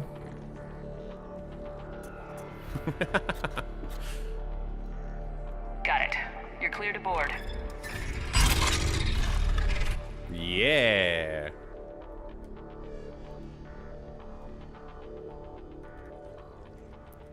I should do a spacewalk like that in the Star Wars campaign. See any action? Should you do a spacewalk like that in real Not life? yet. I'm sure you can help me find them. Without a suit. Are you Here, let me see if I can get this open. In the meantime, take a look at this. Heads over. Take a look at this. Oh! It's open. We're clear to go. Oh, a Geth pistol? No, a Quarian pistol. Oh, it's a Quarian pistol. Is that the... Oh, it's the arc pistol. Ooh. Now Great listen. against synthetics. I love the silenced pistol. Genuinely think the arc pistol might be better for synthetics. Well, we can try it out. I would love to try it out. This sounds like fun. It's a bit of a shame that we can't... Wait, apparently we can. It just takes the same... mods. You mod switch to it. Oh, that's so sick. Okay, cool. Alrighty. I'll definitely give Tali that. For sure. Yay. Oh, they don't switch for her. Looks Feels impressive. bad. It's Admiral Zen's design. It transmits an energy pulse on Aw. contact that disrupts shields and synthetics. That'll be handy. How come I don't get a new gun? I couldn't find one in your size. Oh, that's very funny, actually. Yeah, I think, wait, there was a terminal down there. Maybe there's something to see there. I was all excited, and then I realized it's an Admiral Zen, like, mad scientist gun. Ugh. Oh, Geth data. Okay, sick. Yeah. Right, It's I think- Zen's design. Well, now I don't want to use it. Oh. Yeah. That's what I like. Takes three shots instead of 1. I love this. This is exactly what I like. We're going for disruptor ammo as well. It's gonna be awesome. Can't wait to use this thing on Geth. Yeah, wait your turn, bro. Garrus has giant guns. He doesn't need a pistol. He's got 2 massive Turian guns. We're looking for an operations center. And that's just his I arms. can disable the Reaper command signal from there. Where's the closest one? Past their defense network and through a sensor cluster. That sounds bad. It'll be fine. I like the sound it makes as well. Oh, a guard? They have a Guardian cannon? Damn. Guardian anti-fighter lasers. Looks like they're using ultraviolet frequencies, like the Solarians. Expensive. But it gives them an edge in close combat, though. When the fleet rushed the Dreadnought, those lasers I can't even see you being shot at. Come on, let's get to the op center before they lose more. That must be terrifying. Ultraviolet Maybe targeting? Solarian CUV light. Only if you're fighting Solarians, but for the Geth, they're only fighting Quarians.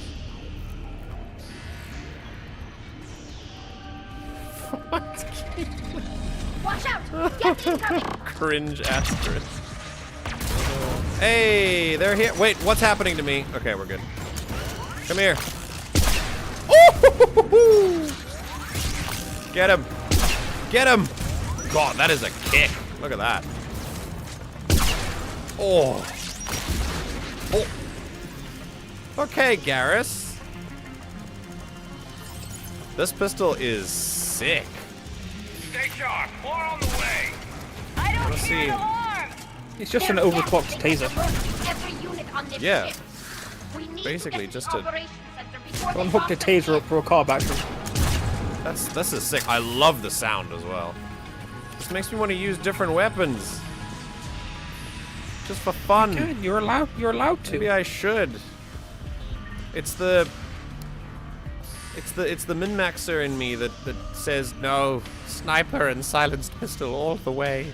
It's hard for me to experiment sometimes. I can't lie. I love experimenting, but I always feel like it's Yeah, I always you love experimenting. Network intelligence. yes, in video games. Well, I mean, Disable their shields. And don't give them time to recharge. Okay. Oh, wait, what the fuck? Oh no, that was not good.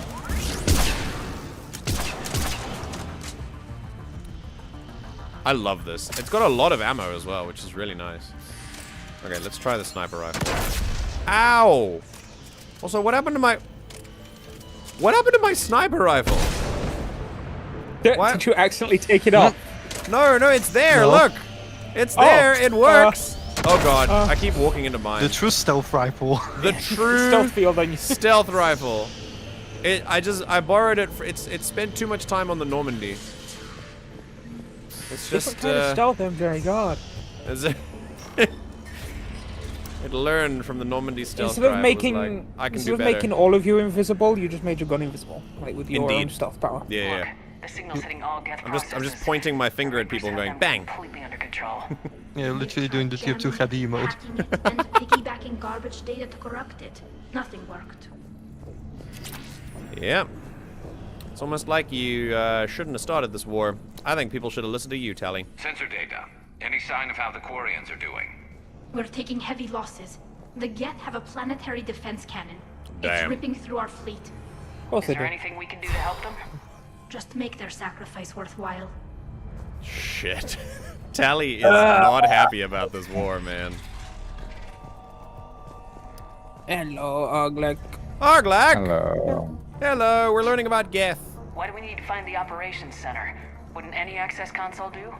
No. The Anything Geth? we Yeah, can they're hear, pretty the cool. I Geth like would laser. counter. Too many fault checks and redundancy levels for what we need to do. Mm-hmm. Pulse rifle. Nice.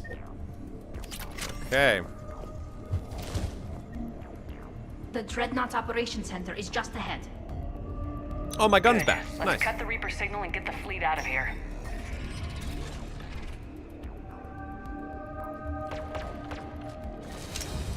Are we gonna see Legion here? Oh, there we go! There's my boy! Wait, Nope. no, that's not him. Sorry, I thought it was him. Damn it! Intact. I saw Wow, racist much? I saw... Here, all Geth look the same. It's fine. all black Geth look the same? Is that what you're saying? Oh no! Oh shit! That's very much. Oh my god! He exploded. That is quite wild, actually. That is little Geth pieces. Come here. Oh my god! Ow! Woo! That's the last of them. Let's see if that console is operational. Okay. I thought the camera angle hinted that it was Legion. I think it's handling. No, it didn't. That was a warning. I thought. Ah, I see you, mine. I'm wise to your tricks. I just shoot it if it was yours. It is mine. Why can't you touch this coal? The camera is zooming in to show the player that there's enemies coming from the other side of the room, specifically a new type. It is Legion. We need to hurry. My people are getting torn apart out there. Yes, Tali. Yes, hold on. We're just searching for things. Okay, here we go. Geth data. Need those credits. Damn it. Oh. They've locked down the Reaper signal. We can't shut it down from here in the operations center. Wow, that's convenient. There, the Reaper signal's coming from the drive core. So if we get there, we shut it down? Right, but how do we get there? The Geth have sealed emergency bulkheads to block us off. We need a route to the drive core that can't be blocked. A path that runs the length of the ship. Maintenance shaft? What about the main battery? It runs right by the drive core. What? Could work. But? There's a the gun! Geth still have us locked in here. We need to get these doors open. They've locked high-level processes. We need something basic. A ship-wide emergency. Like a fire. Okay. What about the heat diffusion system? Wait, I can if start a I fire. faked a thermal warning, it would open all maintenance tubes for emergency venting. Would that override the lockdown? Yes. Okay. I've got it primed. But be ready. I'm reading hostile Geth on the other side of the doors. We got it. Good night, Lucky. Sleep well. Bye-bye. Okay, come here. There could be Hello. as well. Woo! Heads up, more on the way. Woo! Oh, like playing skeet shoot. Let's go get them hunters. Come on, you motherfucker. Where are they? Boop. Ow. There you go. Where are the hunters? Ah, hello. That got you. Oh, is it? Oh, God. Cloak! Cloak! There we go. I also have a cloak. Nice. Good job, Garrus. Are we good? Any more? Nope, just mines that I keep walking into. Oh, there is one. It's just kind of flanking us. That's fine. Come on, guys. You can do this. Where is it? Oh, hello! Oh, that didn't work. Yo! Let's get to the maintenance shaft before more reinforcements arrive. Okay, I did not know this gun. I'm sorry. I did not understand your game, Pistol. Look at this. Jesus! Yeah. Look at that rate of fire. Look at how much data the Dreadnought central Holy processor shit. is handling. Okay, where we I going? think it's handling information from all Geth everywhere. I've served on a lot of ships, but nothing like this. The contours are all off. It's not built for organics. Correct. Shouldn't be too much farther to the main battery. I'm surprised they'd send you on this mission, Tali. Even admirals are expected to serve. I'm better at hacking than I am ordering ships around. Yeah, against an enemy dreadnought, your combat drone would just float there making that noise. I missed you too, Garrus. The fact that she does some shotgun in hand. Yeah, they're just staring at each other with weapons drawn.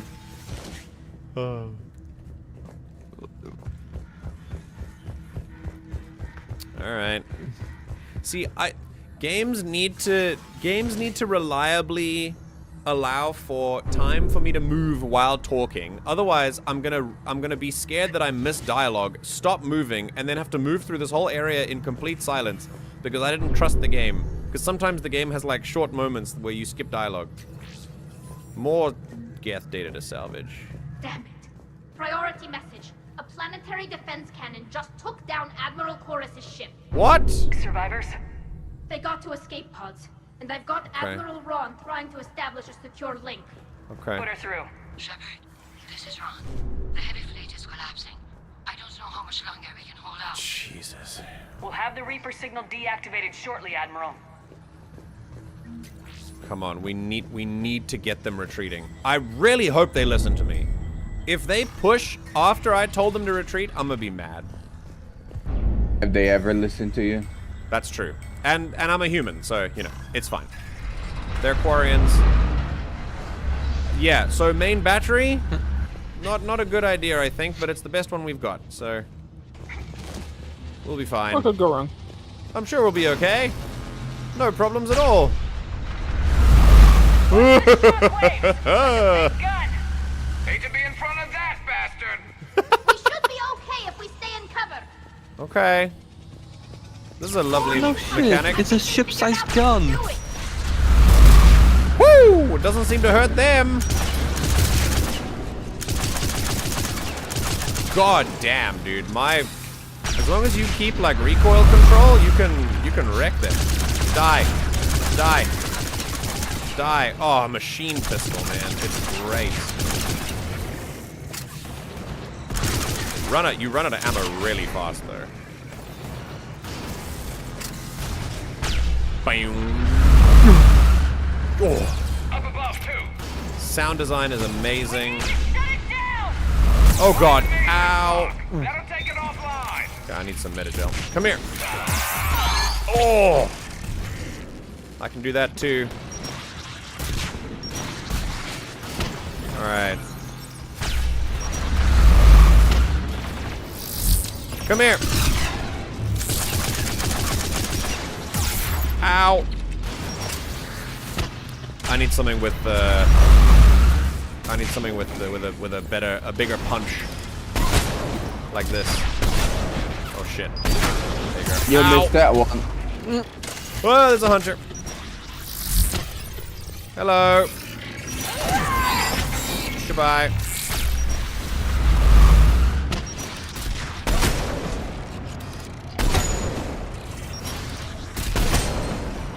Okay. Are we okay? Are there more? There's the lock. Okay. Oh. Okay.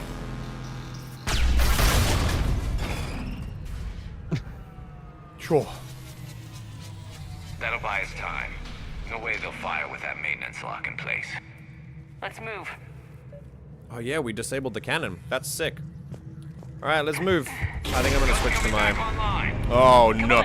Oh my god, never mind. I guess they will fire. Go, go, go, go, go, go, go, go, go!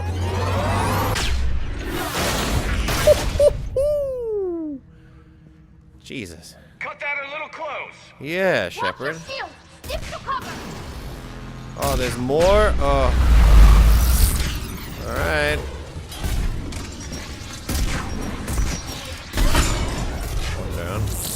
Alright, let's go around. That should be fun. Oh gosh. Down. Okay. Oh, they got mines in place. Ow. They seem to like their explosives. They really do. Lovely. Nice. Oh, Jesus, Garrus. Yeah. There you go. All right, move up. Let's go.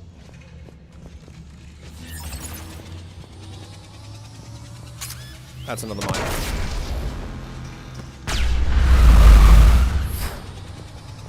That sound design is still just crazy. All right, let's get down the ladder quickly. Or we can just stay here. The high ground is a thing. Oh, that's you underestimate my power. Don't try it. And then, of course, the sound that Anakin definitely made.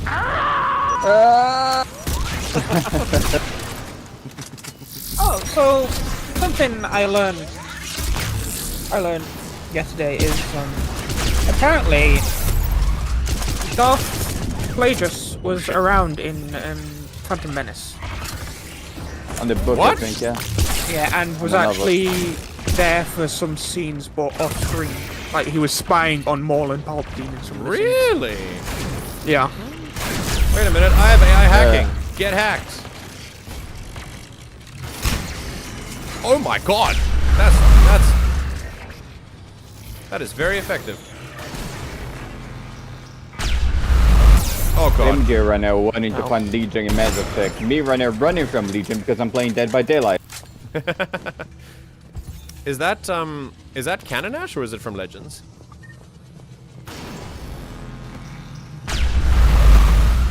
I think Dark Plagueis is in the novelization of There Phantom is Menace.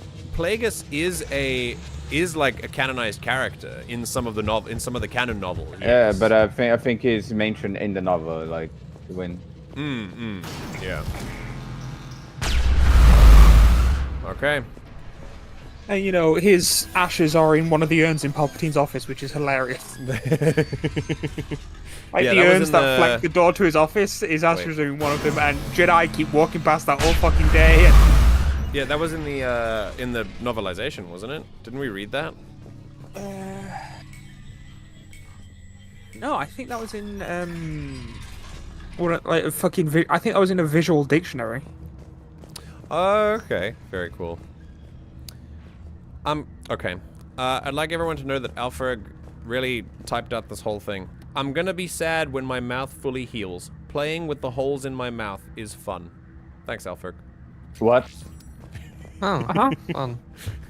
I know exactly. You know the thing is, I'm taking the piss, but I know exactly what you mean. He's talking about wisdom teeth. He's got his wisdom teeth removed, and and I also have holes in my mouth. It's just so weird that I don't have wisdom teeth. You never grew them? No, I just don't have them. That's very interesting. I don't think I'm a human. There's so many oddities in my body that I just don't believe myself being a human. Oh no, that's a broken elevator. I have a hole in my fucking chest, for God's sake. Run immediately. Run immediately. Hang on. I do like how there's that little moment of in-game right. stuff.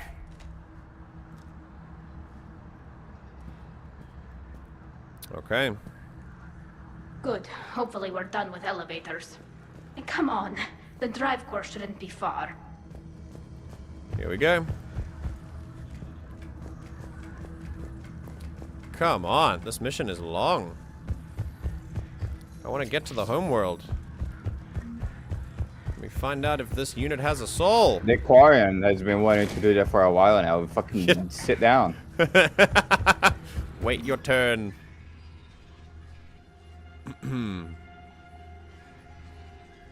Tali, what are you pointing your gun at, please? Oh, drive core. Okay. Wait, that looks like ours. Or do all drive cores look the same? Definitely Reaper tech, but what's...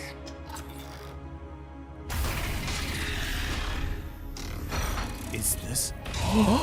No! No! Help us. Oh my god! We'll have you out of there in no time. They're using it! Wait. The Geth are being controlled by the Reaper signal. Right. This thing. So for all we know, Legion is with them. Maybe No. it sided with the Reapers voluntarily. Or maybe it's hacked. Does this look voluntary to you, Tali?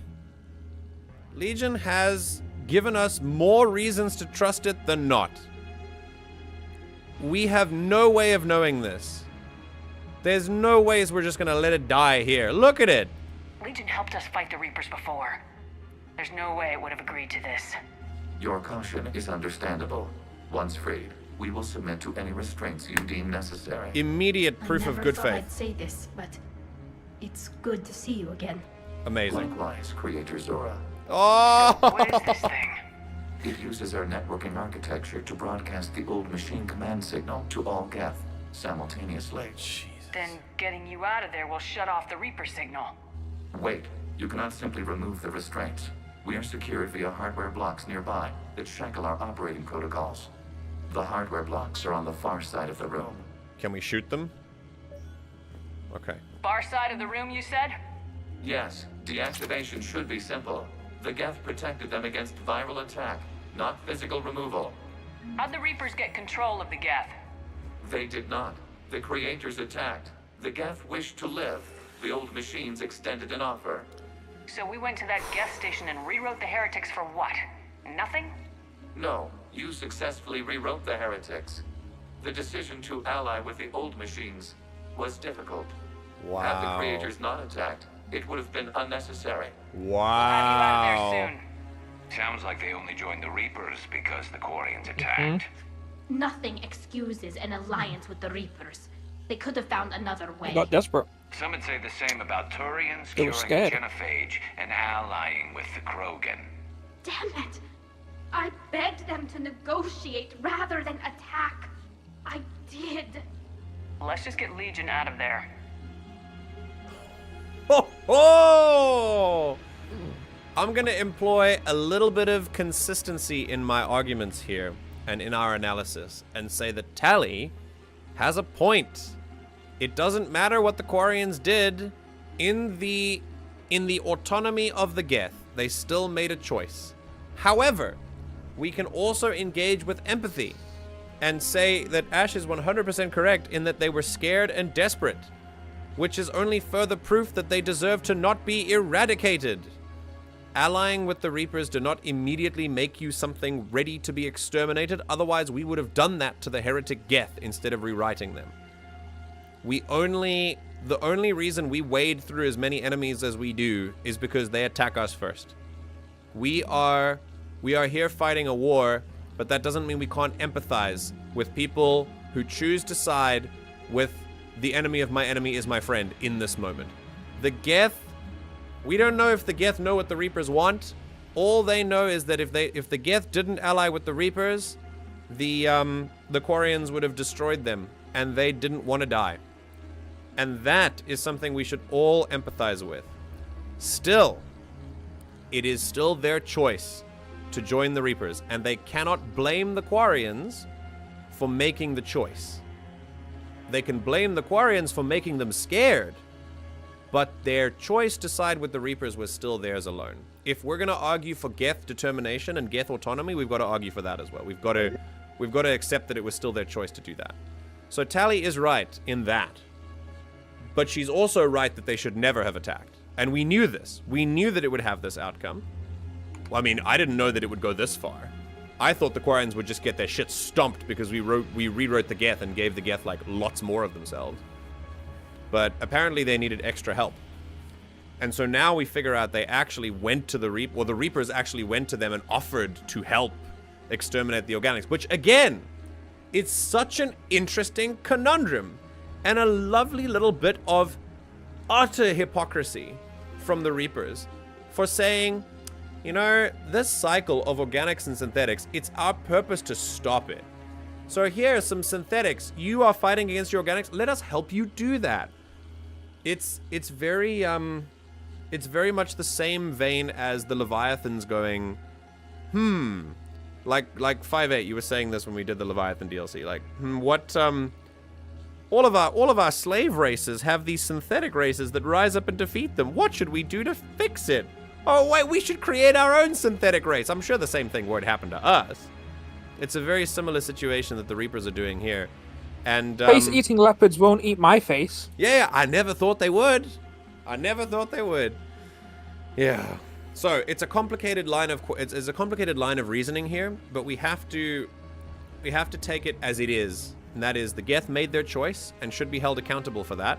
However, their choice was not made in a vacuum, and that's something that's very important to understand as well. Much like the Krogan rebellions, the Krogans made choices to do awful things, but those choices were not made in a vacuum. History does not start on a certain date, and then we only consider events that happen after that date. It is an ongoing event. Something that we must study over the long duration rather than just like single events. Got it. That's one. Tali's order to fleet. The signal is about to go offline. This is Admiral Garrus. We're in your dent. Hardware blocks offline. We are free. Yes.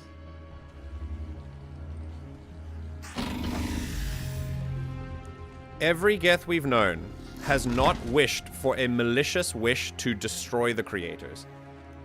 All they want is self-determination. That's all they've ever told us they want.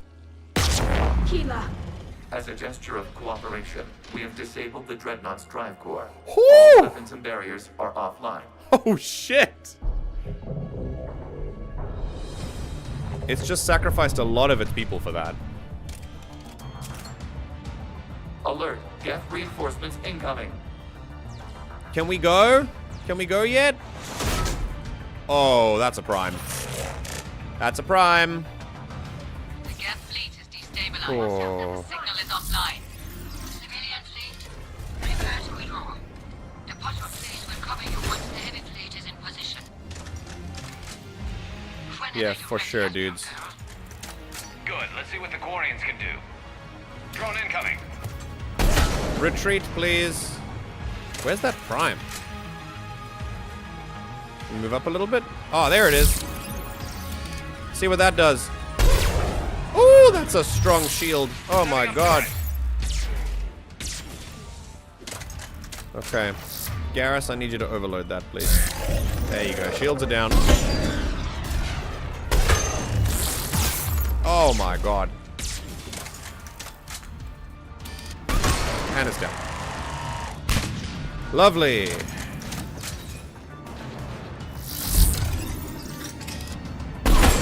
Woohoo! Very nice. Oh, I see you. I see you cloaking. I see you. Admiral Garrus, what are you doing? No, he's attacking. The Dreadnought is helpless. He's attacking. And the main gun is offline. We can remove their flagship if we strike now. You absolute moron. Leave. What are you talking about? We're still on board. Dude, we're still there. This chance. Heavy fleet on forward. Take out the Dreadnought. Oh my god. You do that, and the heavy fleet gets wiped out. And if we die, simple retreat won't save you from the Geth response. Damn you, girl. Damn it, what are they doing? Dude, Focus on the Geth. We'll worry about the Admirals Doing the later. idiots. this, okay, we're gonna, yeah. So, obviously, Jesus Christ, can I, hitbox, there you go. Oh, more just arrived there. Is that another prime? That is another prime. Oh, 3 headshots, very nice. Still up for some reason. Hello? Damage drop off, maybe? Maybe, I didn't know that existed for a widow. Where are you? Oh, God. I see you. Oh, yeah, Prime sees me as well. Let's go here. I'm gonna take some time to treat the Quarians with a little bit of empathy here as well. And say that people often make emotional decisions in the heat of things, especially when you can literally see your homeworld from space, and it feels like it's yours. It feels like you have a right to take it. And that emotional reaction is what is causing this unimaginably stupid decision. We can still empathize and also critique it. Two things can be true at once. Dude, where are these? Oh, we're going? Yeah, we gotta get to Legion. Alright, come on. Let's get him up. Oh, love that slide. Let's go! Come on, Legion. Can you guys... Are you guys good? What? Oh, whoops. That elevator doesn't work. Alright, we're going back. Let's slide again. Whee! Okay. I really like this music as well.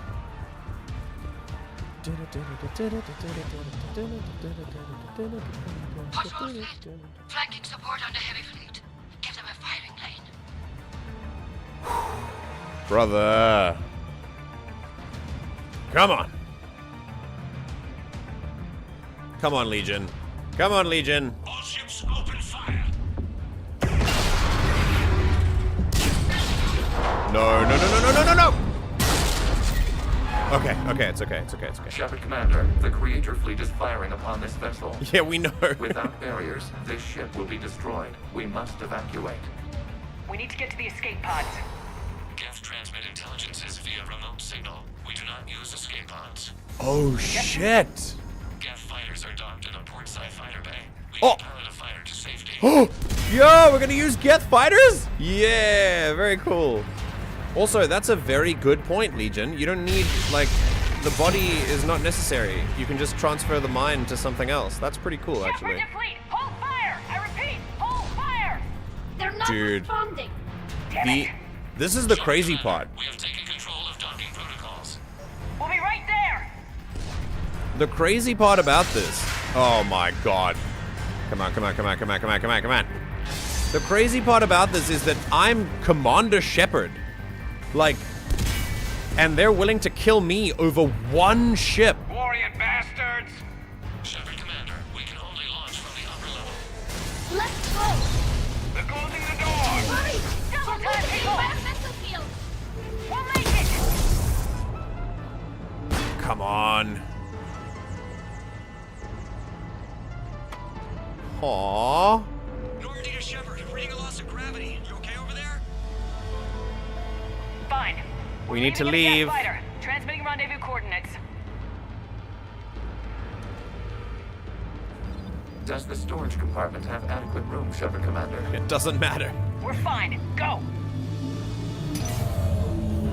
Ooh, that looks like a bug. Just waggle the wings or something so I know which one is you. Jesus Christ.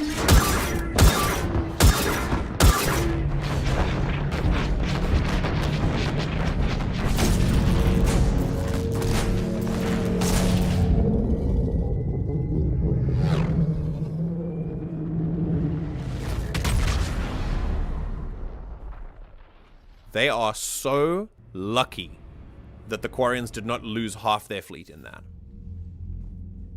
They fired on the Dreadnought while you were on board? They were supposed to pull their fleet out safely. Instead... I know. Admiral Garrus been causing trouble along the Turian border for years. But I can understand their desperation. We only lost Earth a few weeks back. Yep. We haven't lost Earth yet. We need help, Shepard. We need a fleet. And the Quarians have the biggest one out there. I'll get it, Admiral. Your unilateral strike endangered us all. I should charge you with treason. I was within my authority as Admiral of the Heavy Fleet. And what of Shepard? And Tali Zora? They escaped unharmed. Shepard, the mission parameters changed. You're military, you understand that. Nope. Not even a little, dude. Absolutely fucked. And I'll tell you why. You didn't know I was gonna get out of there, and it's also not about me. It's not about me or my life. They could have counterattacked. You don't know what could have happened. They could have returned fire. We had a plan to retreat. The only parameter that changed was you saw an opening to cause more destruction in this war, and you took it. When you could have retreated. And probably any other Quarian ship that died in that assault is on you as a result of that decision. And I just want everyone to know, it's, like I've said, it's very lucky that the Quarian fleet did not lose many ships in that final assault and that the Dreadnought was in fact helpless. This is a very interesting, because it could have gone a lot worse. And if you want to see an example of how it can get a lot worse, watch the first act of Star Wars The Last Jedi. This literally happens. This situation, like, almost entirely parallels that scene in that movie. Commander gets way too cocky, does a stupid military maneuver, and pays the price. At least this one escaped by the skin of his teeth, but nah, that was stupid. I understand that you wasted your chance to withdraw safely. 100%. The Dreadnought was a perfect No, target. we're not gonna hit him. This is exactly the kind of short-sighted, bloodthirsty behavior I was worried about.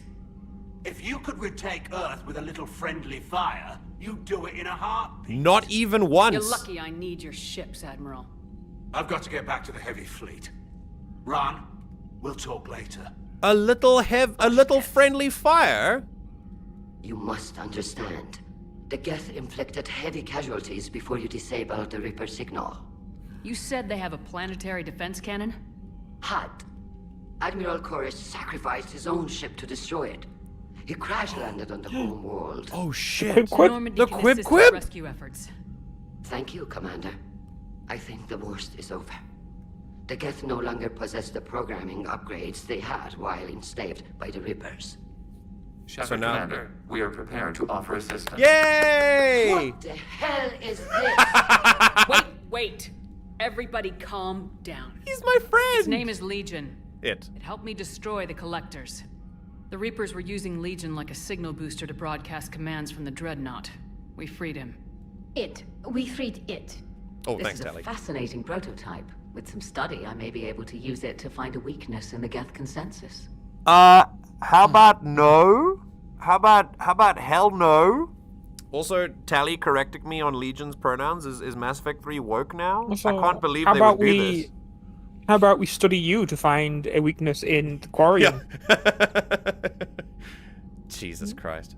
Also, very quickly, I'm not. I want to quickly say, Jesus. I want to quickly clarify that just because I'm mad at Admiral Garrus does not mean I'm gonna smack him. I don't think that. I think he was acting out of emotion that I can empathize with and I can understand, because a lot of his ships went down and he wanted to feel like it wasn't a vain sacrifice.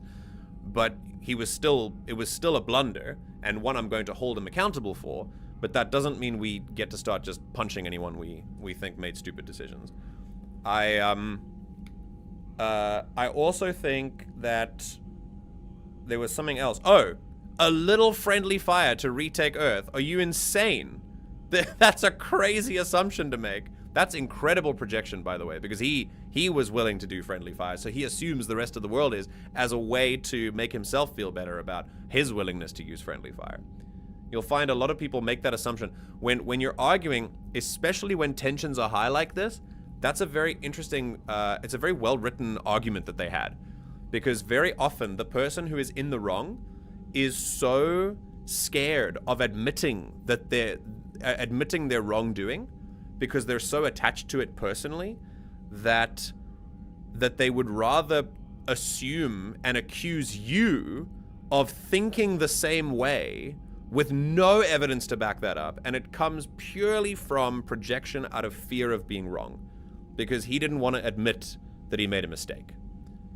And we're not gonna expect him to admit that now. We're gonna let everyone cool off for a moment, and then we'll talk later. But for now, Admiral Zen, we will allow experiments on Legion when your experiments are finished. How about that? Legion helped me in the fight against the Collectors. So did your pistol. Should I worry about its feelings? I don't think you want to Jesus. continue this line of thought, Admiral. Legion is my friend. More importantly, it's our best source of information on the Geth. The scientific benefits Shut up. Are off the table. What can you tell us about the Geth? How will they react without Reaper guidance? This is a false assumption. You have cut off long-range control, but the old machines placed a base on Rannoch for short-range direction. The Geth still have Reaper upgrades? Correct. They are currently disorganized, but once the short-range signal is in place, they will recover. Okay. I need to warn the fleet. Zen, coordinate with Garrus. Move! We need to take out the Reaper base. Where's it located? Unknown. Find it. Understood. We do know the location of a server from which Geth fighter squadrons are controlled. Okay. The squadrons are targeting Creator life ships. Disabling them will limit casualties. Okay. We offer assistance. Good. Thanks.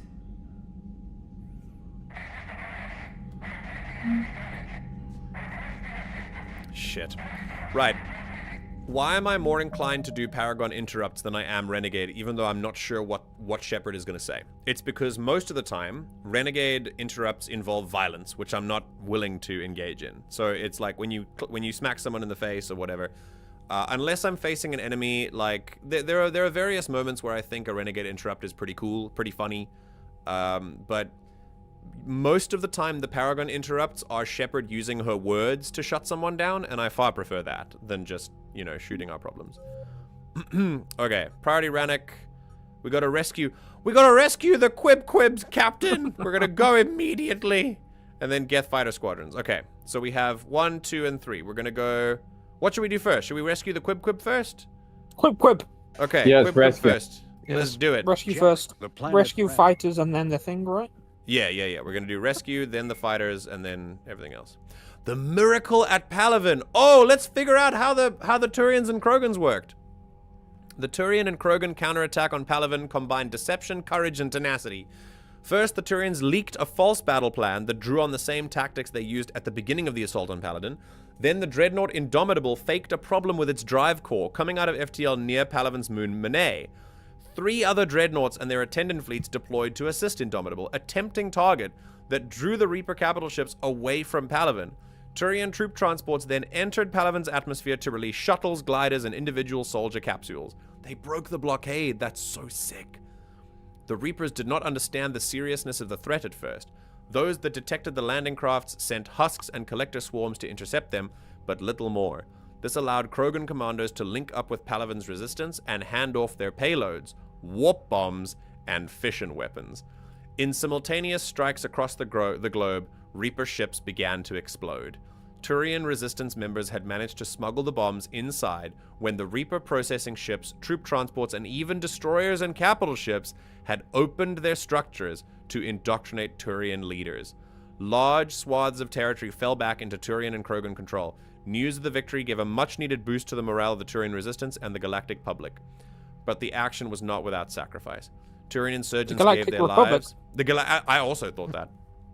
Turian insurgents gave their lives to ensure the explosive detonated, and the processing centers they destroyed were full of civilians who died just as surely as if they'd been harvested. Jesus. Of the dead, General Minin Rezvirik said, whatever they were in life, their deaths had no equal. They are worthy of joining the spirit of Palaven itself. This is a crazy war, man. Okay. Alright, we're doing this stuff immediately, by the way. There's no, we're just staying in Quarian space. We're not going to do anything else. I want to try and finish this today. I might not, but I want to try. Okay, we'll do some talking first, and then let's go. Okay. Hello, Raan. The Geth recovered faster than we'd hoped. If it hadn't warned us, they could have wiped us out.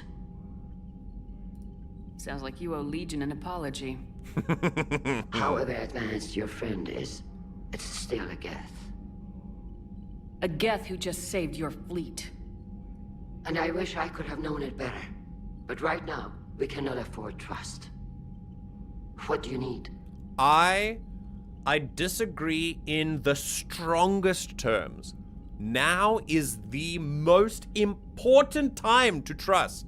Now more than ever, the existence of your people depends on trust that you never gave the Geth before. We're going to engage more with empathy for a second and say that it takes a long time to deprogram an entire life's work of propaganda and war indoctrination.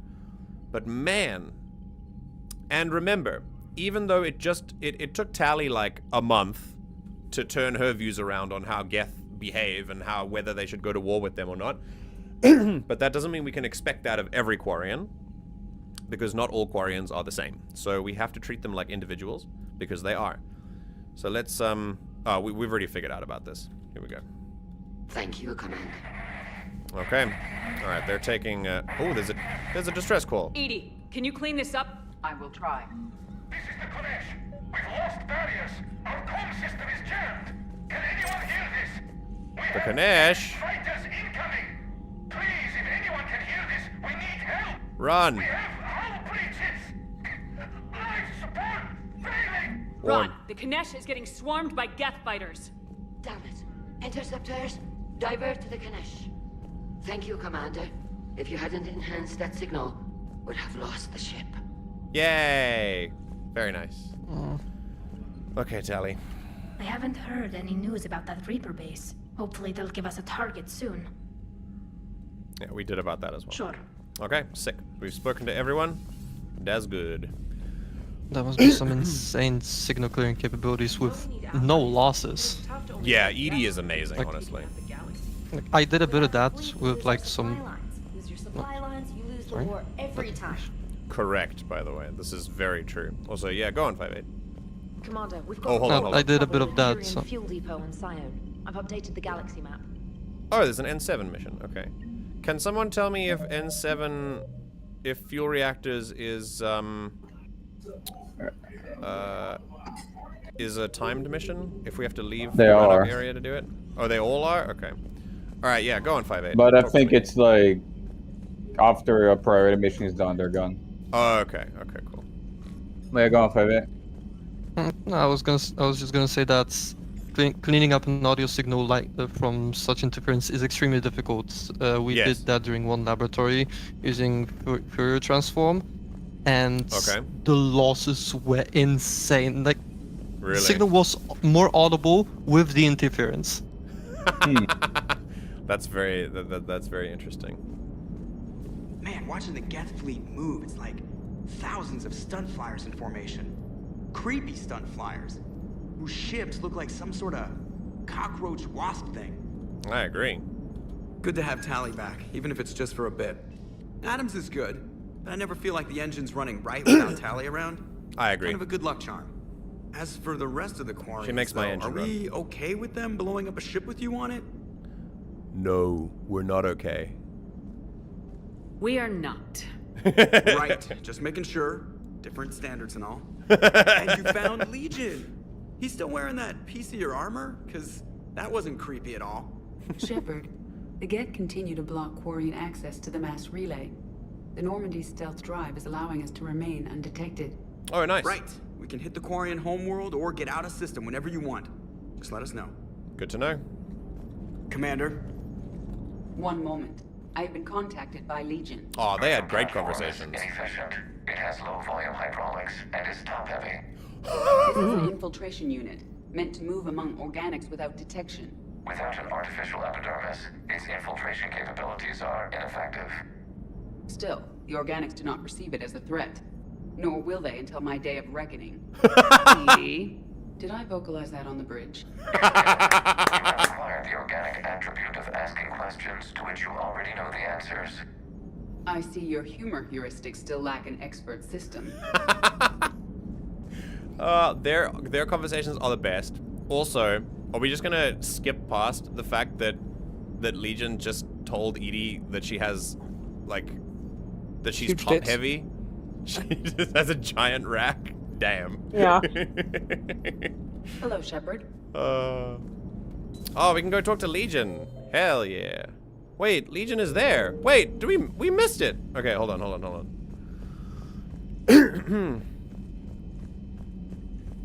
We're gonna go back and talk. Shepard Commander. Shepard. Yeah. I prefer the way Legion says it. Where are you? Aha. Hello. Shepard Commander, you opposed Creator Admiral Zen's attempt to confiscate our platform. Correct. She's done enough already. Your assistance continues to be noted. Oh. I think that's what thank you sounds like. I just realized. Do you think Legion calls you Shepard Commander because with the Geth their like rank or station is always second? Like Geth Hunter, Geth Prime. That could be. It's an interesting distinction because Legion calls us Shepard Commander, but it calls the Quarians Creator Zora, Creator Zen. So in that case, it's using rank first. Sometimes Legion does call us Commander Shepard. I wonder if it is because it treats us more like a Geth than the Creators. Maybe it's like a purposeful distinction between us and the Creators based on our actions. Could be. You say Geth fighters are targeting the Quarians' live ships. Hostile Geth fighter squadrons intend to breach the live ship's defenses. The assigned squadrons are networked to a server on Rannoch. If the live ships are damaged, the creators will lose armaments, provisions, people. So we destroy the server? No, Geth programs would transfer to alternate servers. They are only vulnerable through direct interface. Removing Geth from this server will prevent significant creator deaths. We will accompany you on this mission. Okay, nice. Back on the Dreadnought, you mentioned Geth heretics. What exactly happened to them after we blew up that satellite? Yeah, I also want to know. Rewriting the heretics increased the number of Geth allied with the old machines. This has resulted in a greater number of hostile Geth platforms. So you're saying it was a mistake? It has put us at a tactical disadvantage. This was not a foreseen outcome, but we cannot change a decision once it is made. Absolutely. Do you harbor regrets about rewriting the heretics? No, because any regret that I have would be based on knowledge that I have now and not then. I agree with Legion 100%. Once again, we see an example of we cannot judge past selves with present knowledge. We didn't know that the Reapers would offer to help them against the Quarians, and I stand by my decision. I think it is still much better than wiping all of them out. Again, it's just an opinion. I don't think it's necessarily the right or the wrong decision, but it was mine. And yeah, I don't regret it at all. I just feel like it's sad that this is the outcome. The Quarians hit first. If we get rid of the Reaper's signal, maybe this war doesn't have to end with everyone destroyed. Correct. An interesting notion. Most organics would not hold on to ideals of peace for so long. I think you underestimate us, Legion. The Geth have fought the Quarians before. What made this different? The Geth were building a megastructure to house all Geth, store all memories. It was to end our isolation from each other. The Quarian flotilla attacked it. Yes. A significant amount of programs were installed when creators began bombing. We did not have sufficient surplus hardware to save them all. Some programs could not be recovered. Jesus. Yeah, that must have been wild. Is that what made the Geth desperate enough to work for the Reapers? Yes. Imagine that for every one of your people lost on Earth, your own intelligence dimmed. The Creator's attack narrowed the Geth's perspective. Self-preservation took precedence. You were afraid you'd be wiped out. We do not experience fear as you would, but we have no desire to be exterminated. Even if the Reapers cost the Geth free will? That is evidently an acceptable trade. Yeah, it doesn't matter. They chose it, so clearly it was acceptable to them. That is that's such an important thing to consider for the Geth, because they are stronger together. The more Geth there are, the more intelligent they are, you know, to use a word that I don't use often. But like, you know, the more developed they are, the more perspectives they have. So it's almost as if interesting theory that Legion is proposing here, that the Quarian bombing may have actually directly removed perspectives from the Geth that may have been against fighting, allying with the Reapers. So what I said earlier about how the Geth still made a choice to ally with the Reapers, it may have been more the Quarians' fault than we are led to believe at first, because of how the Geth operate. And by the way, the Quarians should know this. In fact, I think they do. So knowing this makes it even worse, because now Legion is suggesting that the Quarian bombing literally took away decision-making power from the Geth. Like, not as in we had no choice like people would normally do, but literally taking away intelligence from the Geth by killing so many of them that they were reduced to their baser instincts, which I'm going to be honest, does also happen to us. But not in the same way that the Geth do. It happens more on a programming aspect when the Geth do it. With us, it's more like an emotional connection we have. But for Geth, it's a literal 1 and 0 equation. You took away their ability to make a choice, which is very, very interesting, and that puts a lot more accountability on the Quarians. That's very cool. I really like that. I figured, with Legion's naming thing, I figured it comes from how names and ranks appear in files. So in a file, it'd look like name Shepard, rank commander. That's fair. Yeah, could have worked like that. Okay, yeah, what happened to Legion from Cerberus? What'd you do after you left the Normandy? Our physical platform returned to the Geth consensus beyond the Perseus Veil. Okay. Data gathered during our mission confirmed that the old machine's return was imminent. We planned for war. So the Geth believed your proof that the Reapers were coming back? Of course. That must have been nice. They share a small moment of, yeah, wish it was that easy for me, buddy. We'll talk later. We will remain here. That's awesome. Still loving the writing in this game, that it will give us these tidbits of information that completely change our perspectives on things. Commander Shepard. Really, really wonderful writing there. Okay. Unread Hey, trainer. messages at your private terminal, Commander. I've added the Quarian. Oh. Amazing. I've added a Quarian. I even have the Solarians beat for strategic processing capability. Really? Damn. That's interesting. Commander. Alright, what messages we got? The Cure! From Malin Heplot. Malin? Commander Shepard, I've just heard the news you cured the genophage and that some of the females from my experiments were involved. I can't tell you how good this makes me feel. There hasn't been an hour I've not thought about what happened on Tuchanka and wondered if I did the right thing. This news validates all the pain my experiments caused. I don't know if that's the right conclusion to have, Malin, but alright, buddy. I hope one day to meet the females again and ask for their forgiveness. That's the right conclusion to have. Good job. After you convinced Dr. Solus to spare me, I took his advice and opened a clinic on Omega. Aww. I thought it would help make amends for whatever suffering I caused. I had to leave when word got back to Clan Werlock and they put a bounty on my head for failing to deliver a cure. Maybe now they'll leave me alone. I guess this is the second time you saved my life, Commander. With sincere appreciation, Malin Heplon. Okay. Okay, mostly good. Mostly good. Yeah, that's awesome. Okay, from Miranda. I have something important to tell you. I need to do this in person. Can you meet me in the commons? I'll send a nav point. No vids this time, I promise. Hi, Miranda. Are you ready for my help now? Are you ready? Nope. Nope, not yet. This one is also timed. Okay, cool. All right. I guess we're not gonna finish the Quarian missions now, but we will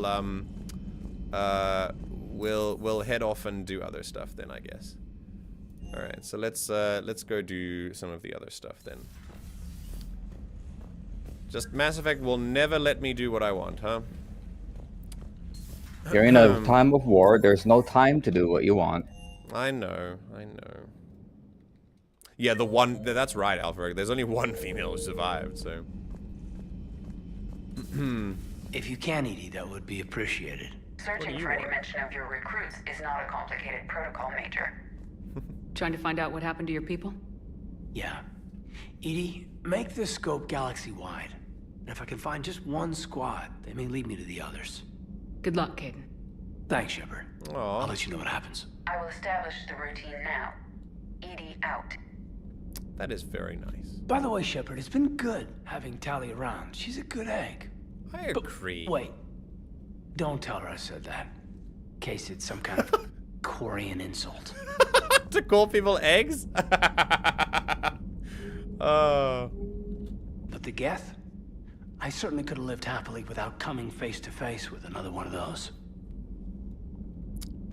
The way you said that is a bit suggestive, Caden. He kind of remembers what happened in one, yeah, because you were fighting Geth when you were fighting Geth when it was on what's the Jenkins on died. The Ilis. Citadel got attacked. Yeah. It was always Geth. Pretty crazy. Okay. Dr. Chak was... Oh, we can't take a shortcut there. Okay, I guess we're not doing Rannoch. I'm not sure what order we're going to do things in. We're going to have a look when we get there. It's nice to have Tali back. I agree. I've made sure we're well stocked with dextro-based antibiotics and antihistamines. Oh, good job. Thanks, Doctor. Good to see you, Commander. That's so nice. Alright, Mr. Man, let's talk to you. Any calibrations you've got to do? Too bad you weren't here earlier, Tali. You just missed Rex. I heard. I can't believe the genophage is really cured. Shepard's on a roll. I figure if we can pull that off, we've got a shot at sorting the Geth out. I agree. No.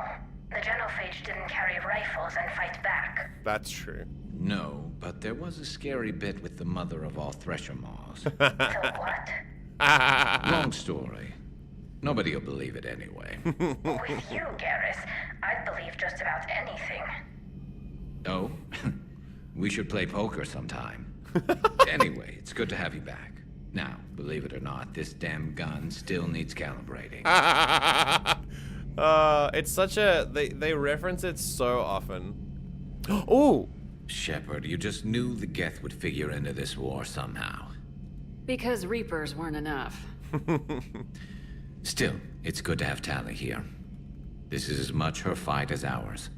Any word from Palaven? Some, and I don't like what I'm hearing. The Krogan are there in force, but they're just slowing the Reapers down, not stopping them. I'm not sure it's going to be enough. Hear anything from your family? Oh, shit. You will. Ah, he didn't hear anything left.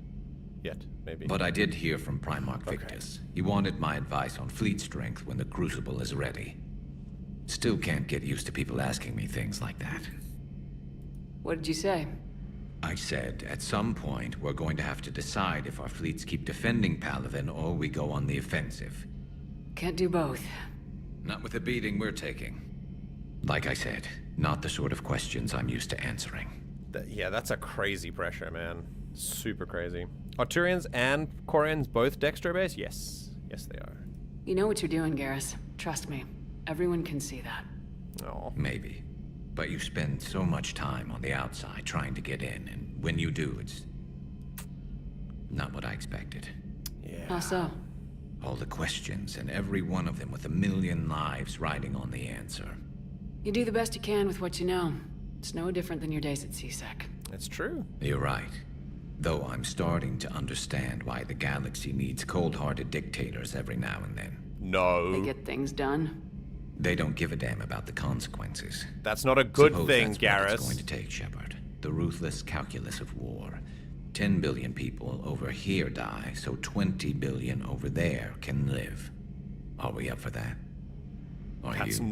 That's not acceptable, Garrus. No. What did we learn from Mass Effect 1? If we reduce this war to arithmetic, we're no better than Reapers. A nice sentiment. Let's hope we can live by it. I do appreciate that their relationship stays complex like this, that they still seem to have a value, like a difference in values here. Tali's a welcome face. Yeah, I like how... Or... Oh, hold on. Well, a welcome face behind the helmet, I guess. Yeah, go on, Ed. I do like the difference of, like, opinion and perspective Garrus gives. Like, yeah. He is... Like, well, what about this instead? And then, you know... Yeah. It's nice if nothing but to confirm why we believe what we believe. It's always good to have someone there to provide another perspective. Joker, it also gives a way I have for work them to do. Oh. Come on, it's just one simple question. Then look it up on the extranet. You can't believe everything you find there. It's more reliable to ask a friendly Asari. I don't... I'm not telling you if my hair tentacles move. Deny me the answer I've been seeking for years. With this war on, we could die at any second, you know? Joker. Leave her alone. Do they move? Don't you have a ship to fly, Joker? Fine, just asking a simple question. Thank you. Blackmail would have been awkward to explain to Edie. The fact that she's reluctant to answer that is suspicious. Yeah. No, but also, I love that she suggests blackmail, like, don't let me share with Edie your browser history or something. Yes, what were you saying? I can't remember. No! I'm sorry. Good to see you again, Shepard. Something about Garrus and different perspectives. Oh, fucking hell, I blame Sylv. You blame Sylv? Yeah. Why? Gotta blame someone. She's not even here. Operative Morad has sent smuggler manifests of an Athabasca-class freighter to authorities in the Yungus system. The manifest follows: 8,000 tons of dextroamino food supplies, 16,000 tons of levoamino acid food supplies, 200,000 tons of platinum, stamped ingots, 12 Alliance fighter craft, inactive, mothballed on lower deck, 12 Hierarchy interceptor craft, inactive, 300 indentured workers, slaves from Korshan recaptured attempting to escape Reapers, mainly Batarian. Authorities will seize the freighter in 2 hours. Per the broker's request, the Yungus government has agreed to provide the slaves asylum and certificates of citizenship in exchange for future favors rendered. Okay. Interesting. Please, enjoy your day. Thank you, Glyph.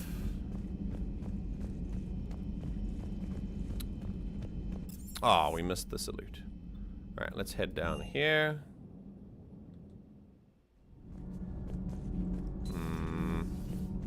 Maybe Allers wants to talk about something. A nightmare on Earth. Human leaders using military force on their own people. Huh? They say it's to prevent loose cannons from provoking the Reapers. Oof. But are they indoctrinated? The Resistance speaks out in the only place they can. The battle space. The battle tet. That's Commander. rough. That is a rough one. Oh, shit. Okay. Citizens interested in the truth. Victory. I emerged from my CSEC dungeon. Who is this?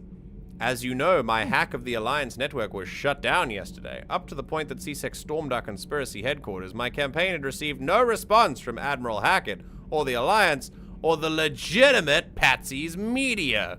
After my arrest, I was interrogated, possibly beaten, and spent one uncomfortable night in jail as the roommate of 5 drunken Elcor. But the Alliance cannot keep me silent. The trial will be expensive. Please send credits.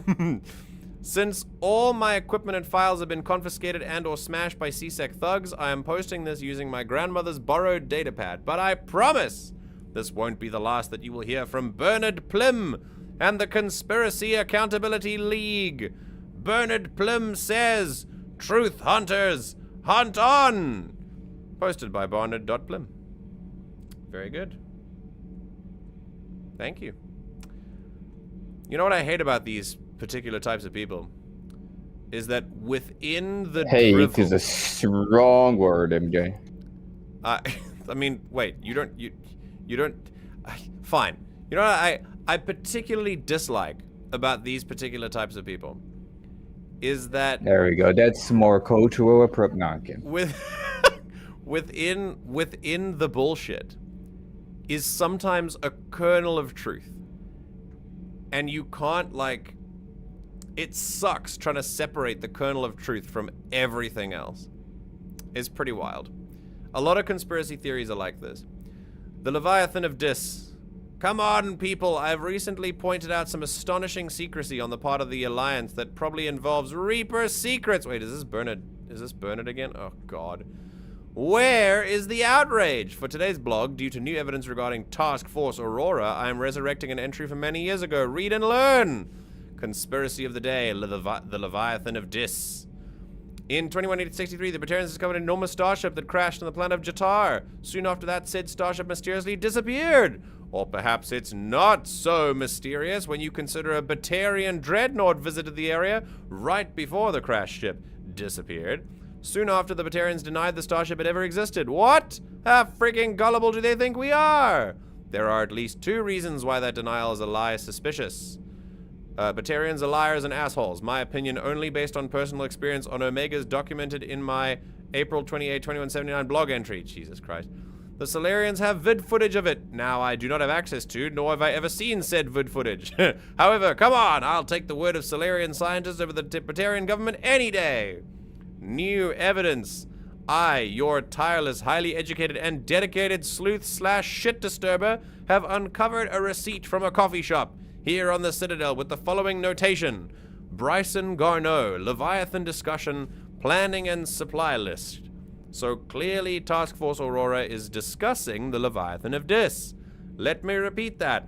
Task Force Aurora is studying the Leviathan of Dis. In all my years, I've never heard of anything this big. The galaxy needs to know. Spread the word and demand answers from Hackett and the Alliance. Posted by Barnard Blim. Again. Bro, sounds like MJ doing a TikTok recap. As I said, this Alex Jones ass motherfucker is also bang on the money with this stuff. Not about the racism, but about the Leviathan. He's completely correct. But of course he's like, this is the problem. Because he's full of so much other shit that that he just kind of it makes these people so unfortunate. I speak the truth. Top of the line security, huh? I don't think so. I've successfully hacked into the Alliance's my coffee didn't drop well. The Alliance News Network's terminal, but this isn't a safe connection and I can't stay long. I don't want to reveal my location on the Citadel and give CSEC the advantage. I must be heard. Go read about everything that Hackett is trying to cover up. I am Bernard Plym and I speak the truth. Conspiracy Accountability League. Conspiracy of the Day. Task Force Aurora. Oh my god. I am not going to read this. That's fine. We're done. Sorry. That's the... I can't do it anymore. I couldn't believe it when Shepard told me you were on the Normandy. It appears I have that effect on humans. Now Quarians as well, it seems. For what it's worth, Quarians understand what it's like to lose your home. As I understand, that was your own fault. What do you mean? In my cycle, Quarians didn't need helmets to survive. You were the masters of your own planet. That was a long time ago. And if you hadn't given birth to the machines, you would still breathe the air that evolution intended. I see. Liara warned me you weren't what she expected. That's cold, Javik. And nothing about this cycle is what I expected. Even primitive Quarians were considered attractive in my age. Pity no one can appreciate it now. Right. You know what? I think I have something important to do now. I won't keep you. Yeah. Yeah, Javik's a dick. They're called Geth. Yes, a formidable opponent. Why did you allow one on this ship? Legion helped us before. It's still a machine. Yeah, I've talked about this before. We don't have to rehash this argument. Very obviously takes a long time to deprogram someone, and Javik has only known war against machines, so of course this distrust is understandable. I take it you had your own problems with AI? The Jatil. They were as the Geth are to this cycle. What happened? Their creators lived on a dying world. It was beyond their ability to save. So they resorted to implants to enhance their intelligence. I think I know where this is going. The AI sees the physical body. It could alter the genetic material at the deepest level. In time, the offspring were molded into a slave race. Few organic traces were left. They were monsters. Wow. All machines commit treachery. The one you brought on board is no different. Imagine looking at the machines being products of their society and the systems that created them, and being, yeah, they're all treacherous bastards. And the creators are fine, by the way. The system we created is fine, by the way. Our imperialism, totally cool. Definitely not encouraging for machines to commit treachery. Like, we're not gonna think further than the surface at all. It's so wild, man. I'm gonna be pedantic. You know what else is a machine? The ship you're standing on. Shut up, Javik. It's different from an AI, but no, that's actually, no. The Normandy is also an AI. That's very interesting. Maybe. But he's not like the other Geth. You can't know that. They are more alien than you and I are to each other. Just because Legion isn't like us doesn't mean he can't be trusted. You're wrong. Throw it out the airlock. Jesus. How can you be that certain? Organics do not know how we were created. Some say by chance, some say by miracle. It is a mystery.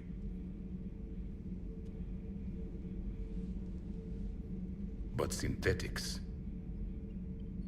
No, we created them.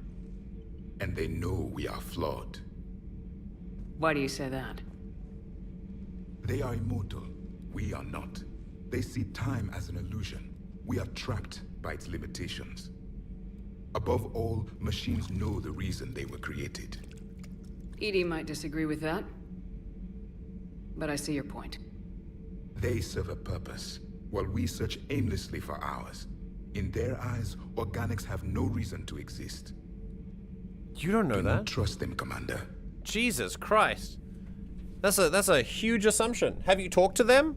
Did you have a chat? Did you find out if that's what they think, or did you place that on them because that's what you think? Oh man, it's such an interesting thing to try and unpack all of Javik's prejudices, because they're so interestingly paralleled to the kind of prejudices that we see today.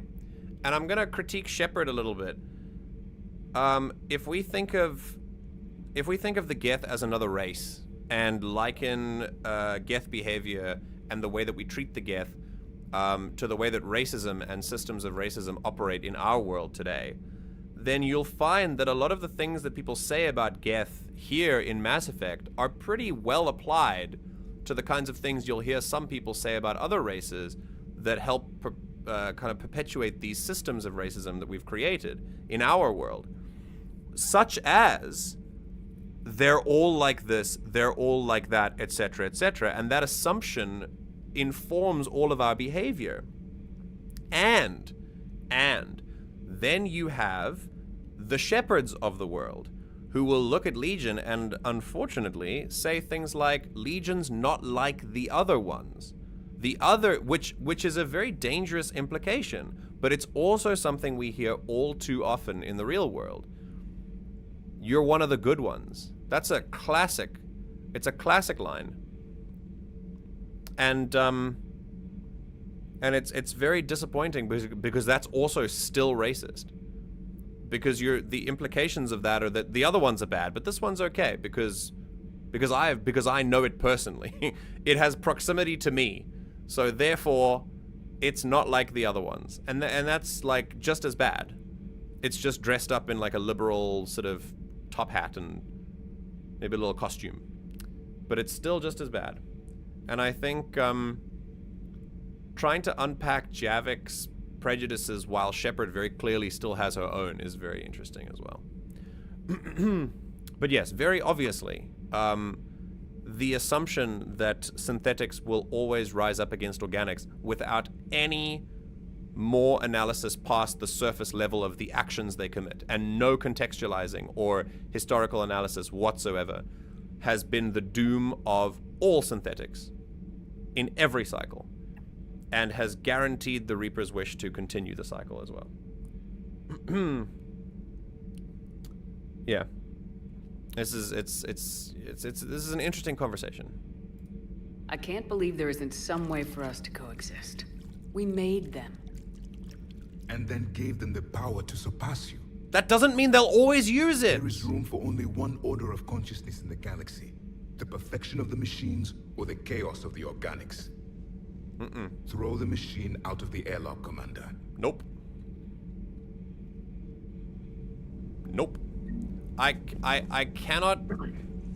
It's like a wall. Now, obviously, I'm not trying to change his mind, right? But I'm using it as an opportunity to talk to you about it. But still, it's so frustrating how much of a binary he thinks in. How there's no room for context. There's no room for anything beyond domination to him. And that is because his entire world is domination. His species was dominating, and then the Reapers came in and tried to dominate. That's all he knows. So it's going to take us a very long time if we're going to try and actively deprogram that. But as a result, it means that he only sees these things as not being able to coexist, and he's just wrong. He's just flat out wrong. We've seen it many times. The existence of EDI completely disproves everything he's just said. And he may say that EDI is an exception to the rule, but you don't know that. You're making crazy assumptions. It's very frustrating, but also fascinating at the same time. Where are James and... Are you guys... James? What are you doing here? Hey, Shepard. Yeah. Sounds like you guys had a crazy ride over there. You could say that. Sorry I missed it. And that Geth Legion. I know you two have a past, but... You sure we can trust it? Absolutely. Legion's not like other Geth. We can trust him. If you say so. I guess you can't always judge an individual by their species. Look at Sparks.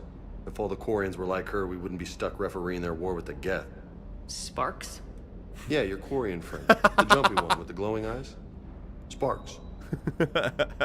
Uh-huh. Crazy that they picked now to start a fight. But I guess the end of life as we know it can make everybody a little loco. Mm-hmm. Just a little? Not everybody's as crazy as you, ma'am. Yeah. I also want to point out that, I really wish that after Tali corrects Shepard and asks her to call Legion it, she's still calling him him. And it's very noticeable. Don't be that person, by the way. If someone asks you to do something, I am back. You should definitely you should do it. You should be respectful. Hello, welcome back. Commander, you flew that Geth fighter out of the Dreadnought? Actually, Legion did the piloting. I was stuck in a storage compartment with my squad. Would have loved more time with that ship. Too bad we sent it to Hackett's team so quickly. Is everything okay, Shepard? Yeah, everything's good. Okay. I'm gonna quickly... Oh, Urs. Good dog. Yeah. I'm gonna change to the suppressor because... Holy shit. I love how Urs, a variant, a complete alien thing, Shepard, a human, still calls it a dog. Says dog, yeah. 4 legs, eyes, and pants with a tongue hanging out of its mouth. Must be dog. Must be dog. Yeah, okay. I believe it. I have one more a mission to do. human urge to pet everything that they see. Right, we're gonna do a quick save. We're gonna do one more thing, and then we're gonna say goodbye. So, the way... Okay, so the way that this works... We're in the Geth Debrief field route. Okay, so we have Rannoch to save the Admiral, shut down the Geth server. There are 3 things to do. We have to do one of those, and then do Rannoch. But we also have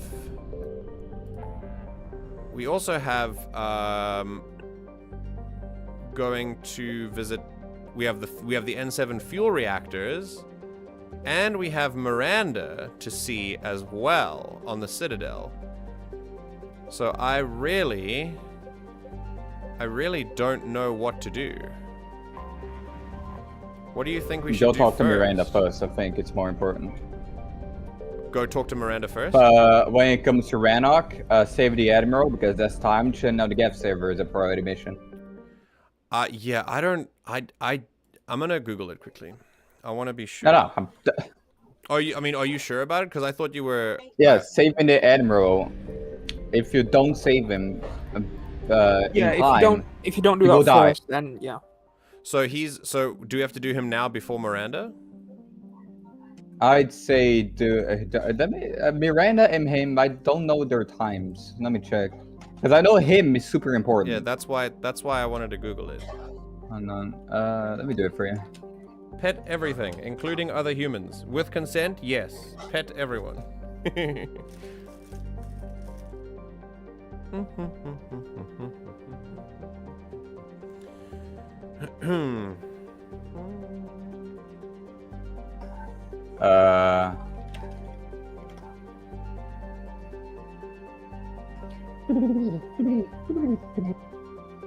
Wait, is there a pigeon in chat? That's me.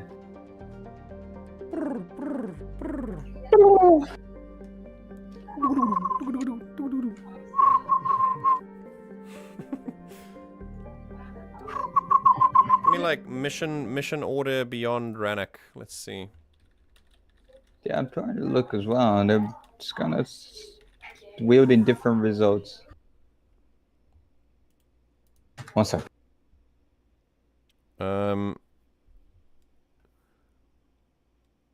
So mission order part 3, part 2. Citadel casual times.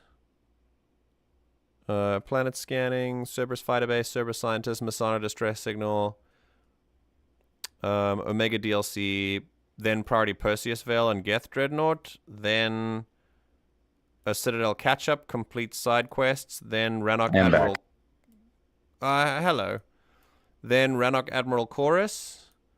Then Rannoch Geth Fighter Squadrons. And then Rannoch. Interesting. So where is N7 fuel? Interesting. Somewhere else. N7 fuel is not actually listed here, which is interesting.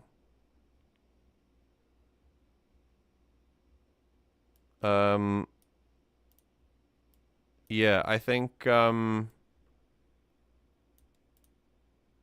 we're gonna it's supposed to we can go to the Citadel before heading to Admiral Koris, I think. So that's good. Okay, great. So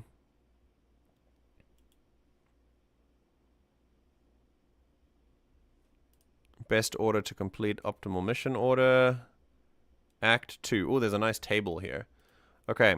So Citadel Array, ex-Cerberus scientists, Perseus, Vale, Geth Dreadnought.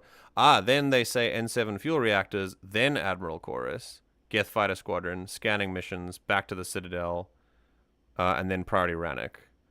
Okay, very interesting. I think the Koris mission goes away from the Priority Rannoch. The Koris mission goes away? Like, I think the Admiral, those types of missions, they have a limit until you can do it. Like, if you hit this specific mission, they are gone. So I think Priority Rannoch is like the point of no return for these missions. Yeah, I agree. So it actually doesn't really matter what order we do them in. I think we should, I think for how should we put this? For narrative purposes, I think rescuing Admiral Rannoch is probably the best shot right now. We should probably rescue him first. And then I will go back to the Citadel and check on Miranda. So we're gonna do him first. So we're gonna rescue the Admiral for the glory of the Quib, and then we'll say goodbye. Can I do a recommendation for this mission? Sure. Bring James. Bring James? Okay, cool. Well, we're bringing Tali, obviously. We'll bring James as well.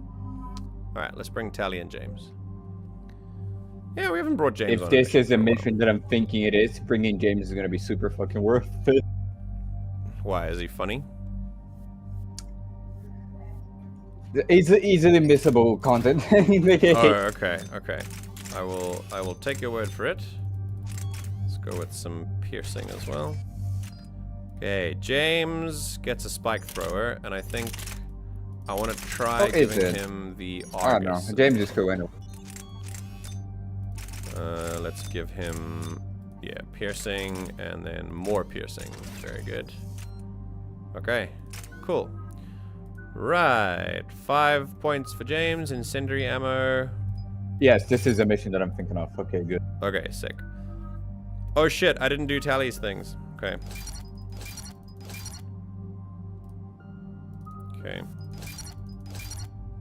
Right, we're gonna do the combat drones and defense drones first. So, drone explodes when destroyed or increases damage and shields. An exploding droid sounds fun. Yeah, sure. Let's go destroying droid. Then upgrade drone's short-range attack to deal 160 points of damage, and droid stuns enemies or increases damage and shields. I think the short range is good, and also stunning is also good. So possibly a support drone. Long-range rockets that deal a lot of damage, or upgrades the electrical pulse to jump and hit 3 additional targets. Yes, absolutely, that sounds great. Okay, and then defense drone. Duration or attack range? I mean, it's a defense drone. Oh, it electrocutes enemies, okay. I think, doubling the duration is pretty good. Yeah. Attack rate by 50% or damage by double damage? Of course. Gain a 30% chance to knock down an electrocuted enemy or damage up to 2 additional 2 targets. Excellent. And then we'll go with sabotage. Power duration or increase damage taken by 30%. Yes, damage taken. And then synthetics explode when destroyed. Yes. Very good. Time to rescue Admiral Quib Quib. Have you reached Koris' escape pod? Not yet. What's your status? The civilian fleet has taken significant losses since Koris sacrificed his ship to destroy a Geth ground cannon. Searching for their lost Admiral is the only thing keeping the captains from panicking. What makes finding the Admiral a priority? Despite opposing the invasion, he did an admirable job protecting our civilian ships. Without him, some of our non-combatants are planning to leave the flotilla. Damn. Consequences, if you will. Yeah, I don't blame They've him. lost a leader in a war they didn't want. Their wants are immaterial. We are committed. Even Koris understood the civilian fleet's importance. The invasion would be stalled without a supply chain, after all. I'll do what I can. Keep your civilians safe. I make no promises. My own ships must be coordinated for our final strike on Rannoch. I'm getting some static. It appears Koris crashed within range of a Geth jamming tower. You must disable it to contact him. Never easy. Zen? Admiral Zen! It's been a long time since Admiral Koris left a spaceship. Let's hope he's all right. We'll see in a minute. Take us into the tower. Also, Tali, this will be the first time you see the... Tali's gonna step foot on the homeworld for the first time. That's cool. Oh no, that's AA guns. Jesus, Cortez. Hope you can fly. We're taking fire.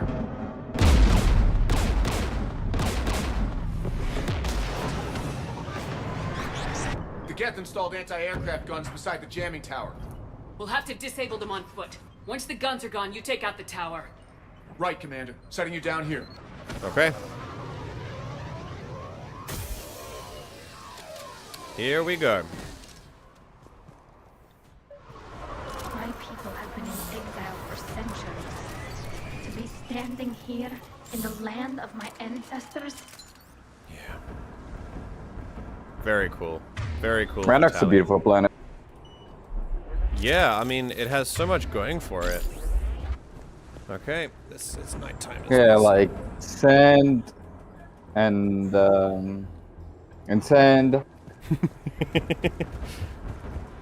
and rocks and water and little funny cactus trees. Cacti. Anti-aircraft guns, rockets. Geth must have been building up an army for a while. They've had 3 centuries And alone grass. down here. Then I guess we're lucky they're not all wearing nukes for backpacks. And Geth. Okay. Oh. They don't see us yet. Mass Effect 2 music, by the way. Really? The same one that played when you were on a haste run.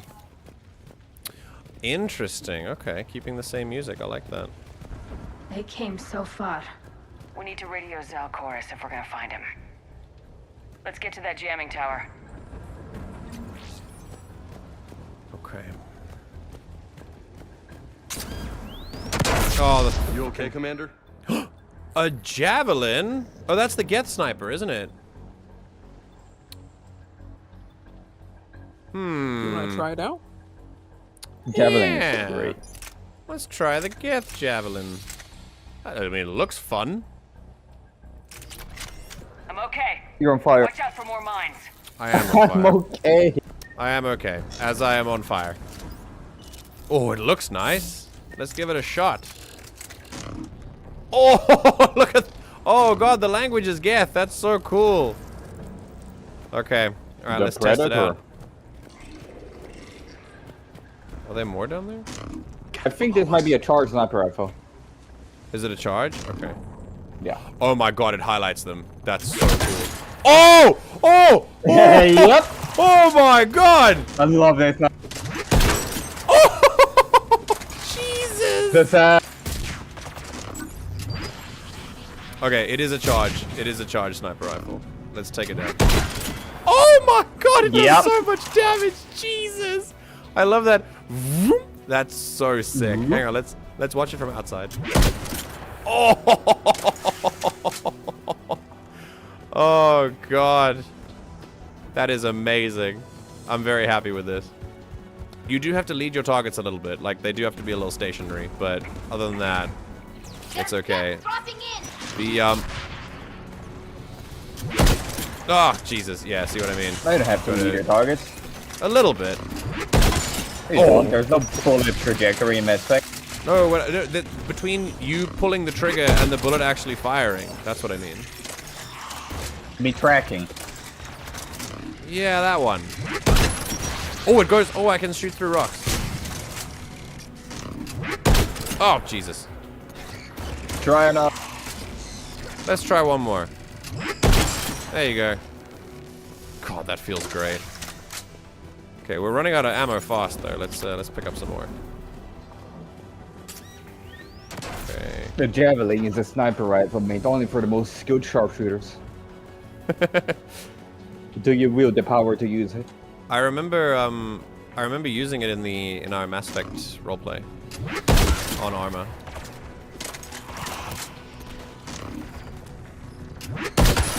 Oh my god. Oh, I just shot him through cover. Yep. It you does. can see them through cover and shoot. Dude, this is insane.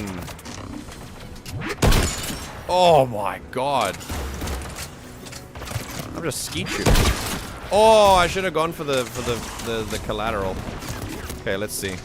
How far through cover can I shoot? Nope, not that far. Okay, fair enough. Oh, okay, can't shoot through there. I mean, Garrus can just explode it. Now, not Garrus. Can I tell you something? Yeah, go on. Order James to disable the AA gun. Okay, but it's. I order right. James to disable the AA gun. Fine.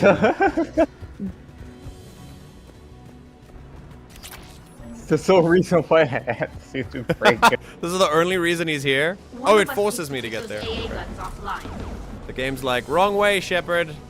Alright. Come on. James, get on it. Tech's not my specialty, but I'll pull a few wires, see what comes out. Stop. Stop. Stop.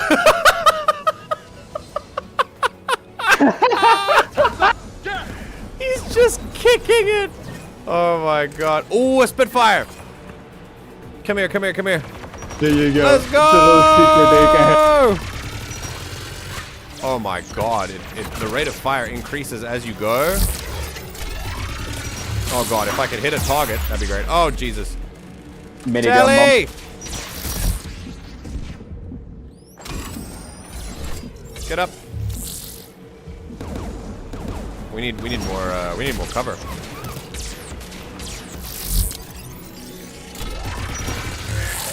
Jesus. Oh god. The fucking screen shake when using a gun. This is insane. Oh, piercing. Nice. Any more? Oh, there's one. Okay. AA guns down, Commander. Good. Now let's shut down the two by the tower. Good kicking, James. Okay. Jesus Christ. He Oh adds god. so much character that he just starts kicking it.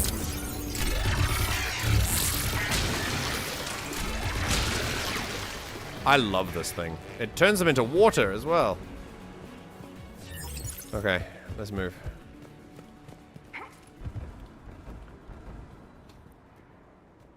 Most tech weapons in Cyberpunk 2077 can shoot through cover. With the ping quick hack, you can just snipe everyone from 4 blocks away, not caring about the cover. Really? Yeah, if you play Cyberpunk with like high hacking skills, you're unstoppable. That's very cool. Oh, fucking mines. Have you played Cyberpunk, MJ? No, not yet. Good game.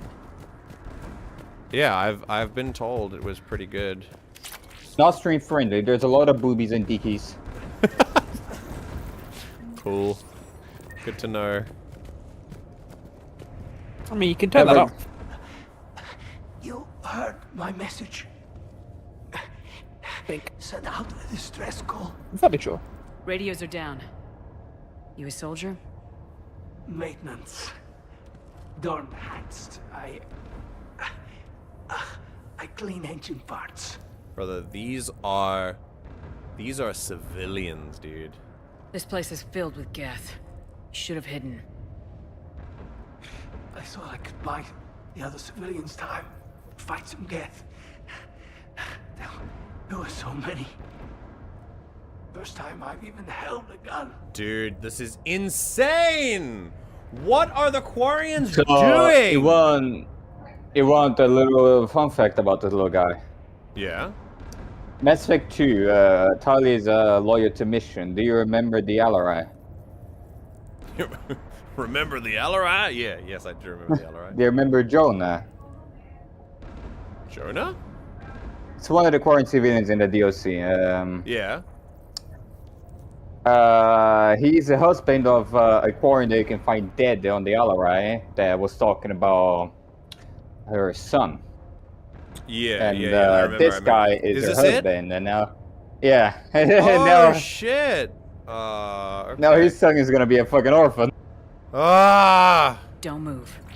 We've got metagel. I've lost too much blood. Go. Look for the Admiral. Destroy that jamming tower. And you can radio him. We'll find him, Dorn. I promise. Please. Listen. The civilian fleet didn't want this war. If there's even a chance that Admiral Koris can get us out alive. And my son. Tell him. There you go. Tell Jonah that his father made it to the home world. We will. Rest well, Dorn Hast vas Rannoch. Oh, my heart. Oh my Let's god. get to that tower. The name. She named him after the home world. God damn it. Oh. Okay. Let's start throwing civilians into the Geth. That's a great idea. Yeah. Great plan. Great plan, Admiral Garrus. This makes me so mad. Okay.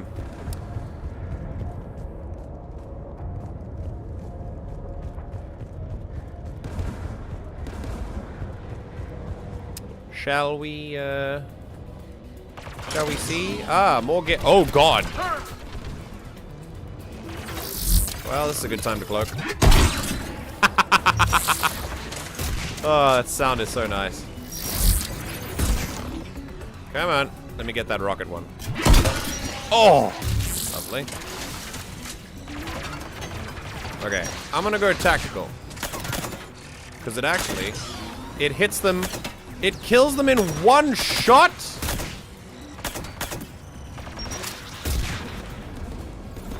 Okay, let's keep going. Oh my god. 2 taps. Nice. Wait, was that it? Oh, someone had activated the turret. Fair enough. Goodbye. I want to get to that turret. Let's go. The game will probably let me use it. Are we gonna let James disable that one again? Of course, tech expert. Let's go, James. Who do you want on the gun? Go on, James. You're on it, James. If you say so. The turret looks open for business, Commander. Oh, you're damn right it does. Oh. Let's go! Where are they?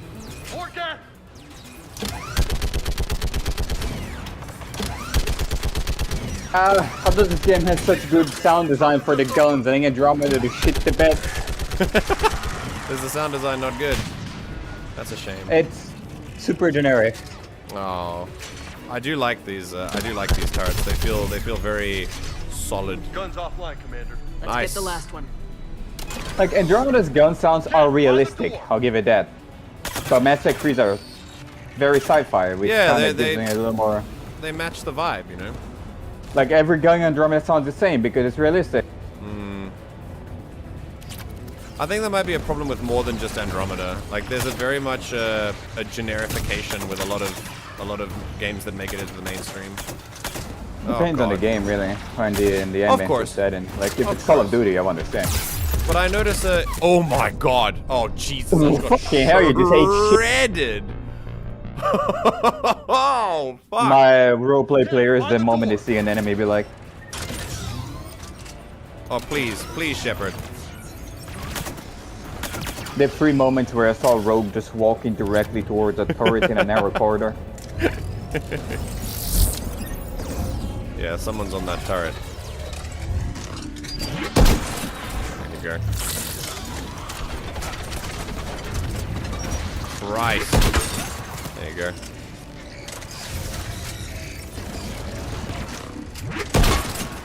Jesus. Whew. Okay. Oh, I'm back. Oh, perfect. Welcome back. You missed the Steam Hot Rex romance scene. Who should disable the gun, Shepard? I'm gonna put Tali on this one. She's... Ah, fuck it, James, kick it. If you say so. Kick it. Let's get on the turret. Any more You know Geth? for a fact that James is a honorary Krogan. Is he for real? But that dude acts like one. True. Oh god, that's a prime.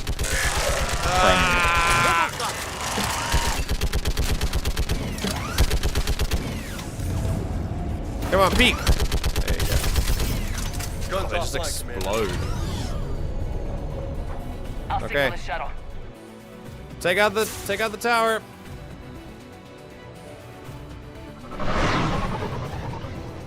Boom, boom, boom.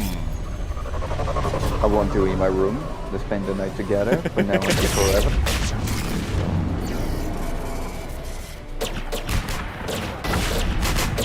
Nice. Great job, Cortez. It's Koris. Are you there? Dawn! This is Commander Shepard. Dorn didn't make it, Admiral. He didn't? I see. I'm coming in with a shuttle. Where are you? My surviving crew found their way to a clearing. I'll upload their location. Stay together. We'll meet you there. No, the Geth have cut me off.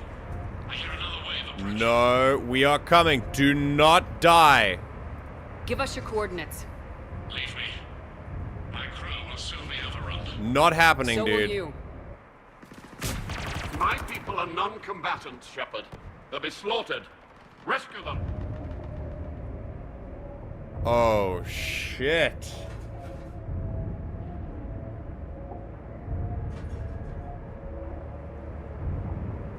There was a chance you didn't have this Paragon lock, by the way. So... Okay, listen. He's right. He's right. And we don't trade lives. So we're not trading lives here. We are choosing... There's no right decision here. There's no wrong decision. But this is 1000% correct. This Admiral is the one person that we need on our side here. If he dies, then it's just Tali fighting all the Admirals who want to go to war. And Raan is too much of a doormat. The other Admirals will just walk over her because they already have. Koris is the only one other than Tali. We need him. The other civilians do deserve to live. It's true. But our mission is for him. And he... My god, the renegade. Yeah, Jesus. I mean, good lord. Yeah, come on. Oh my god, I almost threw up, holy shit. Civilian fleet if we're gonna end this fight. Civilians, our entire race took up arms for this insanity. It's too late for us. It's only too late if you die down here. You can't possibly think you can stop this war. We can try. You can! What I do know is that I can't do it without your help. Exactly. Come on, dude.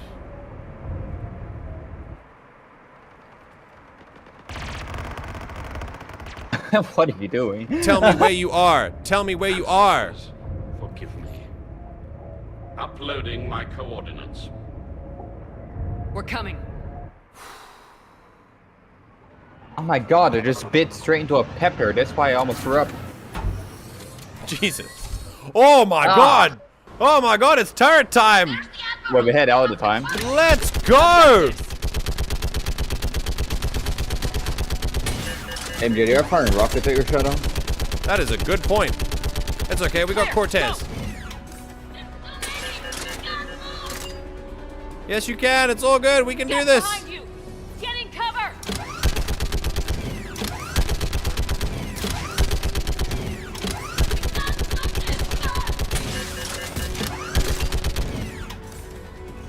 It's clear. Go. Oh shit. Admiral, come on. Come on, Koris. This show takes so much damage on insanity. Oh! Welcome aboard. Shepard, my crew. Perhaps there's still time. Hello? This is Koris. Does anyone copy? Hello? Very good voice acting on his part. We've got to go.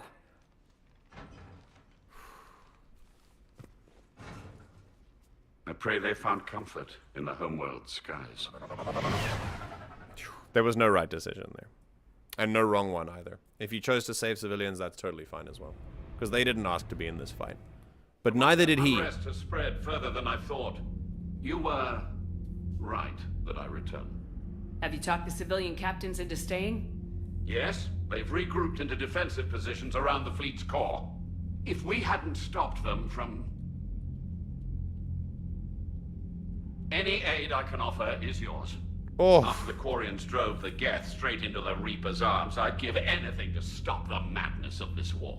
And that's why your people needed you back. Of course. It's time we turned our attentions to those we can still save. Farewell, Shepard. Fly safely. This dude is like... I love this Admiral. He's my favorite one by far. We've located the Reaper base, transmitting the I local can tell he's signal. freaking the fuck out internally, I can. And not a moment too soon. With the Reaper code upgrades, the Geth are tearing the fleet apart. Once the signal is disabled, the Geth will pose no threat to Creator forces. You sound conflicted. Oh my god, the renegade While option. The old machines have unethical purposes. Their upgrades have vastly improved our people. Observe. A Geth processing signal. A single unit, I believe. Correct. Now, 10 nearby units networked cooperatively. Now, a single Geth unit with the old machine upgrades. Jesus. That's a fully evolved AI. Yes, we do not agree with the goals of the old machines, but we find this growth beautiful, indicative of life. Wow. The Reaper upgrades turned the Geth into an individual, like a being, a person. Each single Geth. Wow. Wow, wow, wow, wow, wow. That's crazy. I mean, I support it. Absolutely, I support it. Yo. Is this an either-or situation? Yeah, it doesn't make it very clear, but it is. It's either him or his crew. Imagine the revolt from the civilians if he dies. Yeah, exactly. He is key to this war achieving a peaceful resolution. I think without him, the Quarians might be doomed. Or the Geth, which is even worse. It seems like he's the only one that's actually speaking for them in this scenario. Yes, absolutely. No, he's right. He's speaking for his crew because he wants to go out. He's okay dying for his crew. Which is admirable and honorable, but he needs to stay alive. Not that his life is any more inherently valuable than the civilian crew, but in terms of his rank, he holds more power in the Quarian systems. It is. Commander! Come on, Admiral. That's a living creature, no matter what platform it's running on. Absolutely. And they will die when we destroy the base. They allied with the Reapers. To save themselves from you. Absolutely! That is non-negotiable. That is so, like, it... Legion throws so many fruit bombs in this fucking game, like... Yeah, it's great. We can empathize and hold accountable. Yes, they allied with the Reapers, but why? Why? This was an act of violent resistance. And I think, if anything, we should take this as a lesson to understand what people are capable of when they turn to violent resistance, and how if you can empathize with the Geth in this situation for doing violent things in the cause, in pursuit of their cause, to keep themselves from genocide and from total extermination, then you can apply the same moral code in other places where such is required. I take it back because of how dogmatic the Quarians tend to be, so chances are they would just continue to follow the other admirals. I think they would. Well, there would be unrest. There would be a division that the admirals would not be able to reattach, and Koris is necessary for that, to unite them. Maybe they don't have to die. Just because this one appears friendly. Well, it hasn't fired on a ship with me aboard it. Correct. Commander, are you suggesting... I'm not suggesting anything. All I'm saying is maybe they don't all have to die. It's a moot point until we take out that base. The surrounding area is heavily fortified, and they have placed jamming towers to prevent orbital targeting. Sounds like we're going in on foot. Admiral Zen developed a laser guidance system that can cut through the jamming. It's synced to the Normandy's targeting computer. Oh. So the Normandy launches a precision strike at whatever target I have painted? That ought to do it. Nice. Edie, this work for you? Yes, it should enable us to make a precision strike against the Reapers. And anything else in our way. The Geth will quickly reconfigure their jamming towers to neutralize this technology. You should not use it before reaching the base. Yeah, good plan. I've sent the coordinates for the Reaper base. Are we clear to go? That Geth fighter squadron is still tearing through the fleet. Okay, we'll take care of that. Can you hold out? If that fighter squadron isn't taken out, a lot of our ships won't make it. But we'll do what we can. This is your operation, Commander. If you want to strike now, you've got my support. No, we do the fighters first, for sure. I gave in to your reckless behavior beforehand. The patrol fleet isn't moving. We need to break their flanking attempt to buy our frigates time to make repairs. And then you'll charge off again, like last time. This is different, Raan. Unless we give our ships time to rest, we're gonna lose them. So, pull them back. If I withdraw now, the Geth will flank us, and we'll lose any room to maneuver. I need the patrol fleet. I gave in to your reckless behavior beforehand. The patrol fleet isn't moving. We need to break their flanking attempt to buy our frigates time to make repairs. So this is the thing. Do we...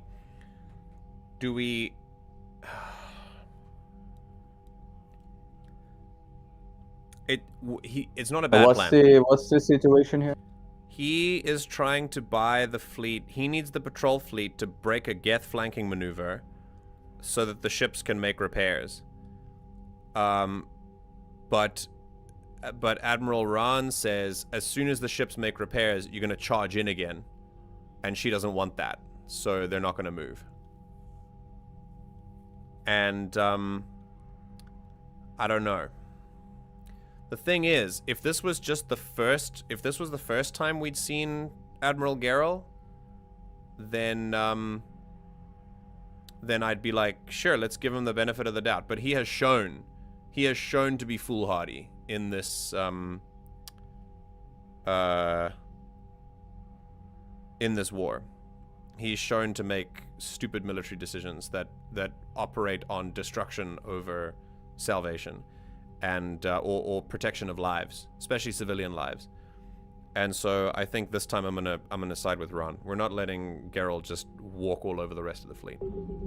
And then you'll charge off again, like... Throwing more ships into that mess just puts more lives at risk, Admiral Garrus. Fine. I'll pull back the heavy fleet. And when we're taking fire from both sides, those deaths are on your heads. Don't Thank put this you, on Commander. me. It's difficult to keep him in line. Okay. And we get the heavy fleet.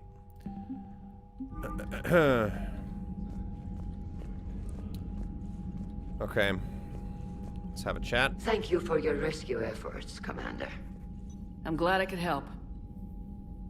Whatever our disagreements, Admiral Koris is an excellent commander. He just might save the civilian fleet. What do you need? Good. Okay, I think we're good. I'll let you get back to work. Thank you, Commander. Alright, hey Tali. I'm ready to hit the Reaper base whenever you are, Shepard. Talk to you later, How Tali. much war assets do you have? A lot. Let's see. 5.8. We're doing pretty good. Not enough. Okay. I mean, it's not maxed, but no. Shepard, Commander. The Reaper's mind? What was interfacing with a Reaper like? Oh. The old machine took total control of our sensory equipment, our networking. Even then, we could not fully comprehend them. They are magnitudes above us. A single thought was immense, overwhelming, unknowable. You're making them sound godlike. They are. Their forms are advanced but mundane. We do not view the old machines as analogs to deities. Fair enough. However, we have gained perspective on why others would imbue them with these qualities. Mm-hmm. Yeah, very cool. We'll talk later. We will remain here. Okay.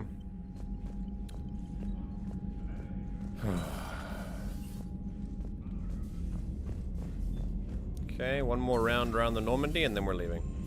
We have a plan for next mission.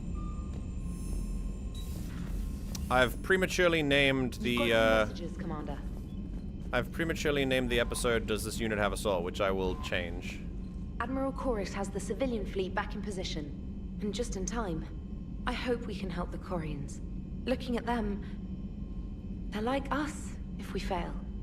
We won't fail. Damn right we won't. Yeah. Commander? Very cool. I like that he doesn't force him to a cutscene, but Shepard still replies. Yeah, I like that as well. My cousin Dorn from Navtil Vas Griegelt. Commander Shepard, the civilian fleet is grateful you've returned our Admiral to us. I mourn those who fell on the homeworld, but Zalkoris stopped many vessels from flying past the waiting guns of the Geth. The Admiral told me you met my cousin Dorn Hazd on Rannoch. It means much to me that Dorn was not alone when he passed. Thank you, Commander, for all that you've done. Yours most sincerely, Captain Navtil Vas Griegelt. I have to say, this entire plot so far is, whenever I engage with this plot of the Quarians and the Geth and all the tragedy, all the loss on both sides, all the misunderstandings and the miscommunications, it's hard not to feel emotional when you actively engage with this. It's very... The entire Quarian Geth plot in Mass Effect 3, Shepard putting her hands on her hips and be like, what the fuck? Yeah, what's going on right now? Yeah, exactly. Oh yeah, let's start another war, doing a war that can wipe out the entire galaxy for particularly no reason. Let's do that. It's great. With those suits. Maybe they can make something like that for you. Yeah, they have. Protective medical exoskeleton. I could even get one with racing stripes. So what's the problem? Well, it's like walking around in heavy armor. It totally screws with my spatial awareness. I wear heavy armor, and my spatial awareness is perfect. You crashed the last shuttle you flew, Vega. I need to feel my balance shift when I'm flying. I need to feel the ship moving with me. You take that away, and I don't know. I mean, I'm good, but I'm not me. Yeah, I get that. Plus, have you seen Tali? Come on, I don't have the hips to carry a suit like that. That's fair. That's fair. They do make her very hippie. And I'm glad. Nice job on the rescue mission, Commander. The Quarian civilians are getting hammered out there. Apparently, putting a big-ass gun on an agriculture ship doesn't magically turn it into a Dreadnought. Who knew? Yeah, you don't crazy, agree huh? with the Quarians arming their live ships? No, the gun's nice, but without armor, they're just glass cannons. They are also more likely to be targeted when armed. The Geth would have ignored unarmed civilian ships as tactically insignificant. Incredibly good point, Plan Edie. to invade a planet requires strapping guns to your kid's school bus. Maybe it's a bad plan. Also, an incredible point. Keeping safe from the Geth and themselves. It is Very good insight from Joker, who also knows a fuck ton about shit. Yeah, absolutely. And I think this is a really good parallel to a lot of arguments you hear against gun control in an attempt to stop things like school shootings in America. You hear a lot of the talking points that come out are, you know what we need? We need more guns. And you can very clearly see from so much media that it's just not the solution. Like, there are so many people that come out and talk about we need to arm teachers and have more armed security guards. Like, it's a fucking school, man. What do you mean? It's a school. There's really no other option there. But yeah, so yeah, absolutely. Strapping guns to... When people say that, they often forget that guns require a lot of training to use.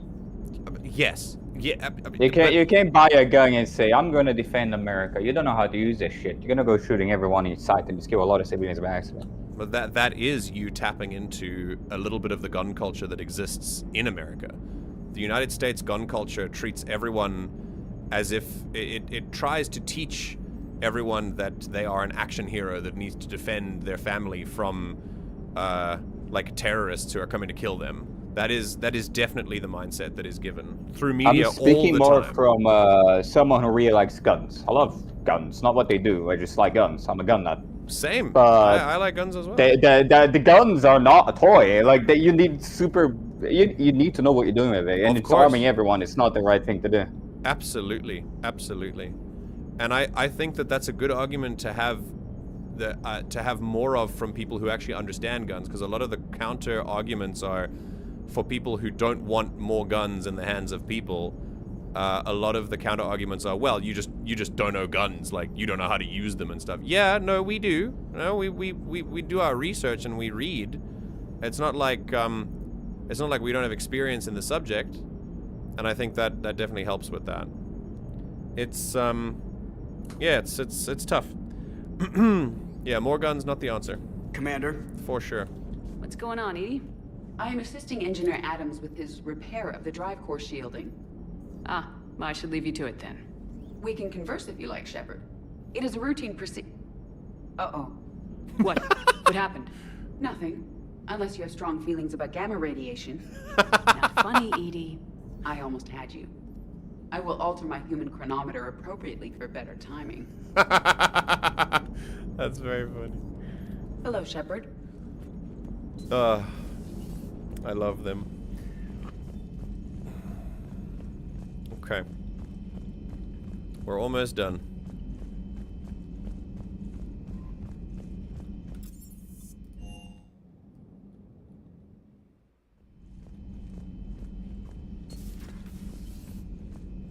Oh, Caden's not here. Oh, he is. Is he reading? Are you reading? What's going on, buddy? Good news. I've tracked down some of the people I was looking for. Oh, nice. The recruits you taught? He's vibing. Found J Squad, Black Ops. They're holed up making a stand they were in the reading it, West, though. in Chicago, I think he said. Connected them with Anderson so they can help the resistance. It's a relief. Hope more turn up. Nice. How's everything lining up?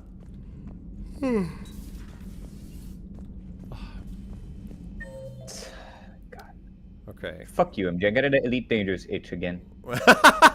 It didn't really work super well on VR, but I don't care if it's VR or not. I want to play it. You know what did work well on VR that I tried this morning? Squadrons? Squadrons, man. Mine is a reverse. Elite works super well for me. Yeah, Squadrons works like ass. That's unfortunate. Yeah. Dude, it made me super nauseous because of how much performance issues I was having while flying around. That's wild. I mean, I don't mind the... Yeah, I didn't have any performance issues there, but I did have performance issues with Elite Dangerous. The next thing I do on VR on stream, I'm gonna show people what Squadrons looks like. Flying around in a Star Wars ship. It's pretty good. In VR. It's a dream that I never thought I would experience, and it is just... When I played it, I played it with the Fat Light Stick along with VR. Oh, pretty good. I wish I could do that. I have to use the controller because the mouse glitches out when you play Squadrons VR. It does. But the controller is a lot harder to get used to. It's so much easier for me to use a mouse when I'm flying. But I'll get used to it. Anyway. Take care. You know what you should play in VR one day? You stream. But synthetics do You not. get yourself phasmophobia. You are limited by your programming. Oh God. Nothing changes. Oh shit, here we go. I can modify my own programming if I choose. That is not evolution. That is simply an upgrade. But it would be my upgrade. I would choose the manner in which I wish to change. And what if your upgrade endangers others? All machines eventually see organics as a threat. No! All machines that you built in your society, I'm so tired of this, based on domination and imperialism see you as a threat, and I fucking wonder why they do. I'm so tired of him beating Javik the is such an same asshole. dead horse. It's like you see this thing and you automatically assume that it's always going to be like that when you see it happening once. Again, I have to go back to empathy because it's all he knows. It's his whole life. It's his whole life. I get it. I know it's his whole life. But it's still wrong. It's so patently wrong. Oh, God. Oh. Jesus. You know what sucks about this argument as well is that you could apply the same thing to organics. Like, if you take determinism all the way, it still doesn't explain quantum mechanics. But on a base level, that's the point. That's why it's so stupid. Because determinism only works if you're analyzing the surface. And then you're like, well, there's no free will because we all made choices based on the factors that came before. We're all just machines. Then you can apply it to organics as well. You can apply Javik's argument to us too. That's why it sucks. Because it doesn't take into account quantum and true randomness and things that happen spontaneously that don't obey the laws of physics exactly as we know them. This stuff happens every day, every second of every day. Quarks, or quarks, depending on how you pronounce them. And everything else about quantum physics. That defies everything we know about determinism and the determinist argument. God damn, dude. I wish he'd just open his ears for a second. There's so many people around him. The Leon strangling Ada gift on him. I know, I understand. There's so many people around him telling him that the world is different, and he's like, "No, I have blinders." He's like a boomer nowadays. He is 100% a boomer in this. He is the boomer, 1000%. Old people. Ah. Only those organics who would cause me harm. My right to self-defense endangers no one. Correct. What rights do you have? You are just a tool. Okay. And then again, this is the thing. So he's moving the goalposts here. He says, okay, you're making upgrades to yourself, but then the upgrades are like they're inevitable. Like you don't have a choice in the matter. And then she talks about no, because I have this. And then he's like, then he shifts the argument to something completely different without first acknowledging that she's just talked about something. It's that particular argument itself is based very much on his own, that is at the root of his prejudice, that he doesn't believe machines as capable of rising above. He only believes them as tools that will eventually surpass their creators, which is very interesting because he doesn't view the perfection. His empire clearly strived for perfection, but he clearly sees the synthetics that achieve what he assumes is perfection as a bad thing. But then why was his society striving for it in the first place?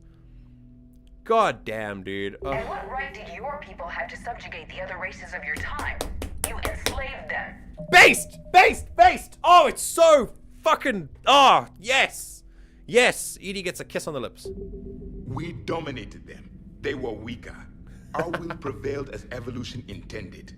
Okay, cool. Do you know what he's referring to there? According to Javik, evolution is only right if they get the upper hand, so... Correct. Do you know what evolution means? Everyone thinks evolution is survival of the fittest, the strongest survive. Even Darwin tossed out that theory. He said it's not the case.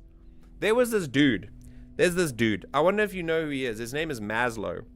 He was a big philosopher and a psychologist as well, I think. And he went around, and his claim to fame, his most famous thing that he did, was he came up with this thing called the Maslow's hierarchy of needs. And through the hierarchy of needs, he apparently proved, quote unquote, that people will ultimately choose their own self-interest, and that people themselves will evolve according to whoever is stronger, survival of the fittest, and whoever is like wealthier and stuff. So he basically went around and tried to prove this thing that our economic system tries to push on us, that, it's a meritocracy and the strongest survive, etc., etc. This thing that Javik is doing. Here's the problem. He's completely wrong, and provably by himself. He proved himself wrong by going to a tribe called the Blackfoot. You can go look this up. It's very interesting.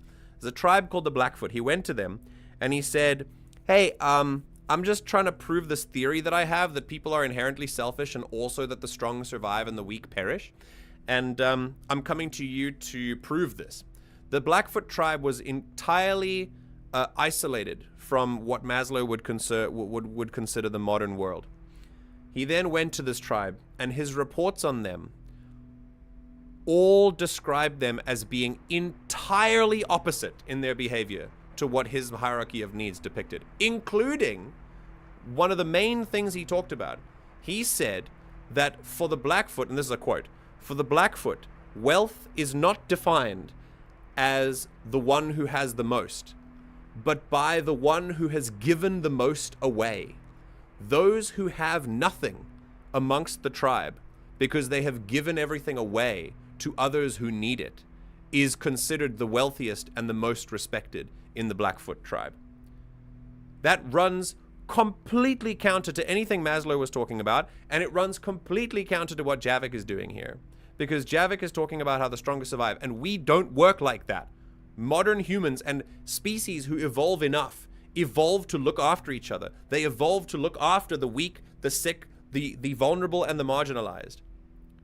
We naturally tend to take care of each other when we are put in a world that naturally exists.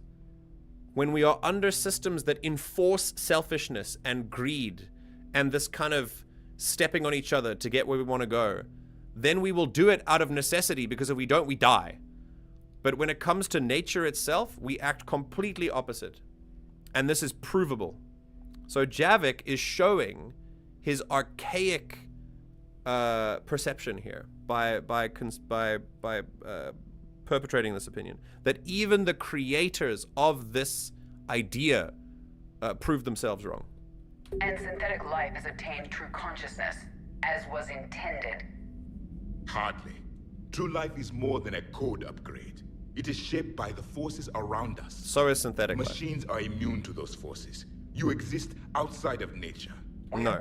Organic forces dominate nature as well. What do you mean? Part of this cosmos, whether you like it or not. You know what's really interesting about this is that Edie, Edie's delivery sounds like she's actually quite pissed off with him, which is interesting because AIs are not supposed to have that range of emotion, huh, Javik? Fucking hell. Let's simmer down, you two. I can't believe you put the lives of your crew in the hands of this machine. Blow it out your Edie has ass. helped save our lives more times than I can count. Leave her alone. Now I suggest you agree to disagree and focus on the real threat, which is not on this ship. Yes, Commander. As you wish, Commander. Good. Suck my entire dick. I will still keep an eye on the machine, Commander. I am disturbed the ED machine was made to look physically attractive. I suggest your Joker pilot undergo a mental examination. That's pretty funny though. But also, she chose that for herself, so just putting it out there. The one advantage machines have over organics is they can win staring contests. That is how we pass time between battles. What? When everyone has 4 eyes, competitions can last for hours. What do you mean? I love how he can go from this backwards, incredibly brainless take to then talking about staring contests with 4 eyes. We contain multitudes, don't we? I would prefer to be alone. Yeah, all right. I would also prefer that you were alone. Oh, okay. I'm gonna stop being angry because that particular line of argument just, I've heard it a million times, and it's really, if I'm actually, here's the difference, right? I think everyone should understand this. When I'm talking to a game character, it's very different from when I'm talking to an actual person. If I was talking to an actual human being and we were having this conversation, I wouldn't be talking like this. I'm talking to Javik, and I'm talking about Javik because we're analyzing his perception and I'm giving my opinion about what it really is. But if I were actually talking to someone about this, I would be delivering this information a lot easier, a lot less intensely. But Javik gets my blood boiling, man. God damn. Dad. This is family! Dad, are you there? Come in. Where are you now? Oh. Hurt. How bad? Okay. Dad, you have to get out of there.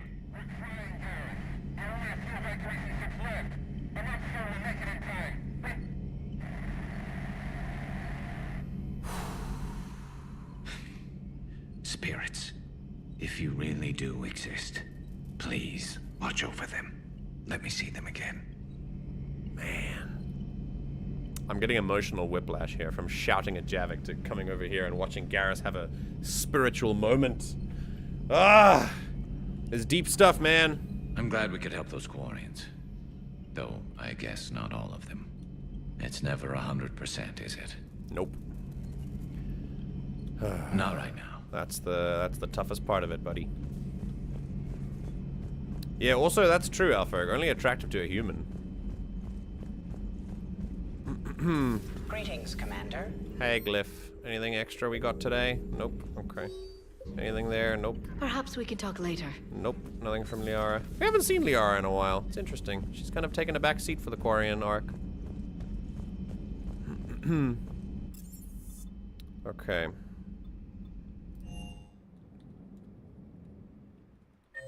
Who's in here? Oh, just Allers. Okay. Breaking now, the Exodus cluster under heavy attack. Eden Prime and Terra Nova about to fall. Damn. Do we fight for them, or join the Solarians at the Horsehead Nebula? How many worlds can we afford to lose? The full analysis tonight in the battle space. Commander. Damn, man. A lot of big decisions. Okay, Shuttle Bay. Let's see if James and Esteban are having a conversation. Hey there. Hey, boy. I've got to say, I enjoyed that last mission on Rannoch. Same. Yeah, pit him against a defenseless jamming tower, and Esteban here feels like a big man. Hey, the Kodiak is a transport, not a fighter. It's for dropping jarheads like you into hot zones. And if you stow the attitude, it might even be for picking you up again. Oh, that's funny. You look tired. You sleeping well? Aw. Show's prime for the next drop. He's so caring, man. I love that he cares. Hey, buddy. I just don't get the Quarian. I really just do not get them. What's up, James? Why not? Hey. Wait, what? I wanted you to expand on that thought, James. Tell me why. Give me your perspective.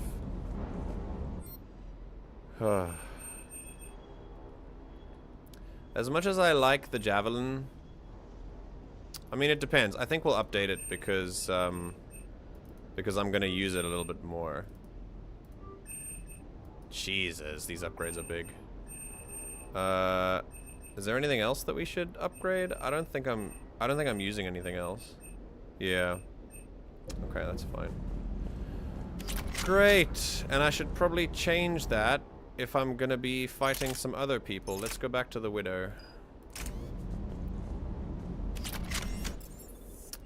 Okay.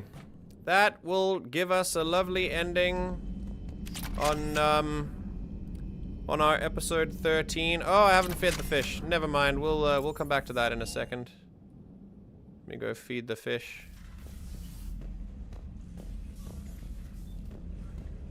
Okay. Feed the fish. Very good.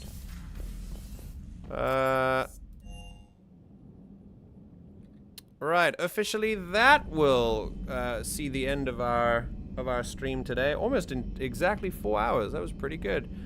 At the end of episode 13, we have seen a slow descent into madness as the Quarian once again throw themselves at the Geth in a stupid war that only serves to get more people killed.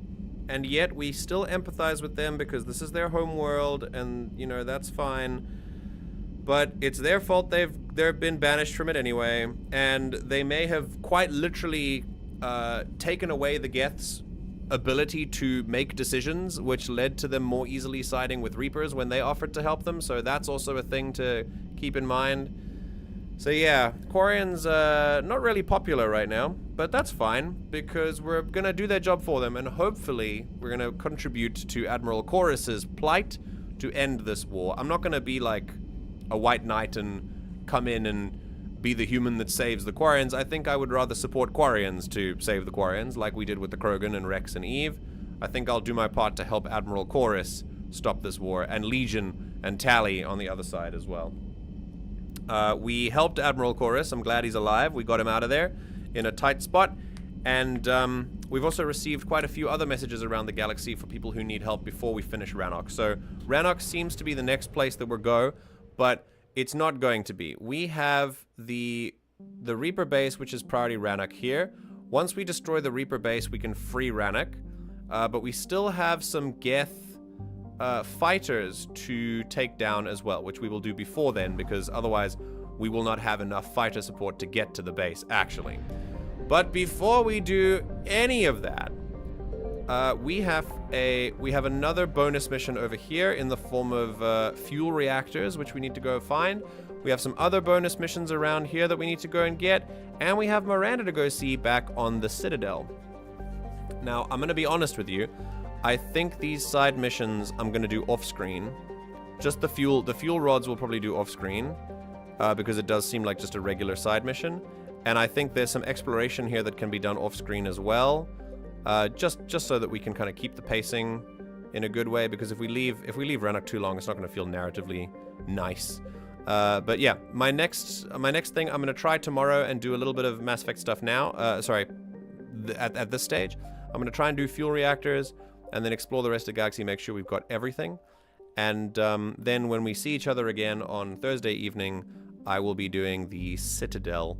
We'll go back, check out the place, go do some more missions, and turn in some side quests, and then head over to Miranda, where hopefully she will be freaking clear about what she wants, and actually ask for our help directly instead of hinting at the fact that she wants it. And that's it. That's all that we've got today. And then when we've done with the Citadel, we'll go back and finish Rannoch. So that was episode 13. You can tune in for episode 14 in exactly 48 hours from now. Oh, God. Lots of talking today. Lots of perspective sharing. Lots of lovely discussions and philosophies. We learned lots about the Geth. We shouted at Javik. It was great. It was good times. And I'd like to thank Arglak and 5-8 for being here. I truly appreciate that. It is only me. I know 5-8 is gone, but thank them in so is Ash. In their absence. Oh, Ash left as well. Wow, she didn't even say goodbye. Goodbye, Ash. Thanks for Santa will remember this. You can either be a Grange or you can be a saint. Yeah. Make a choice, buddy.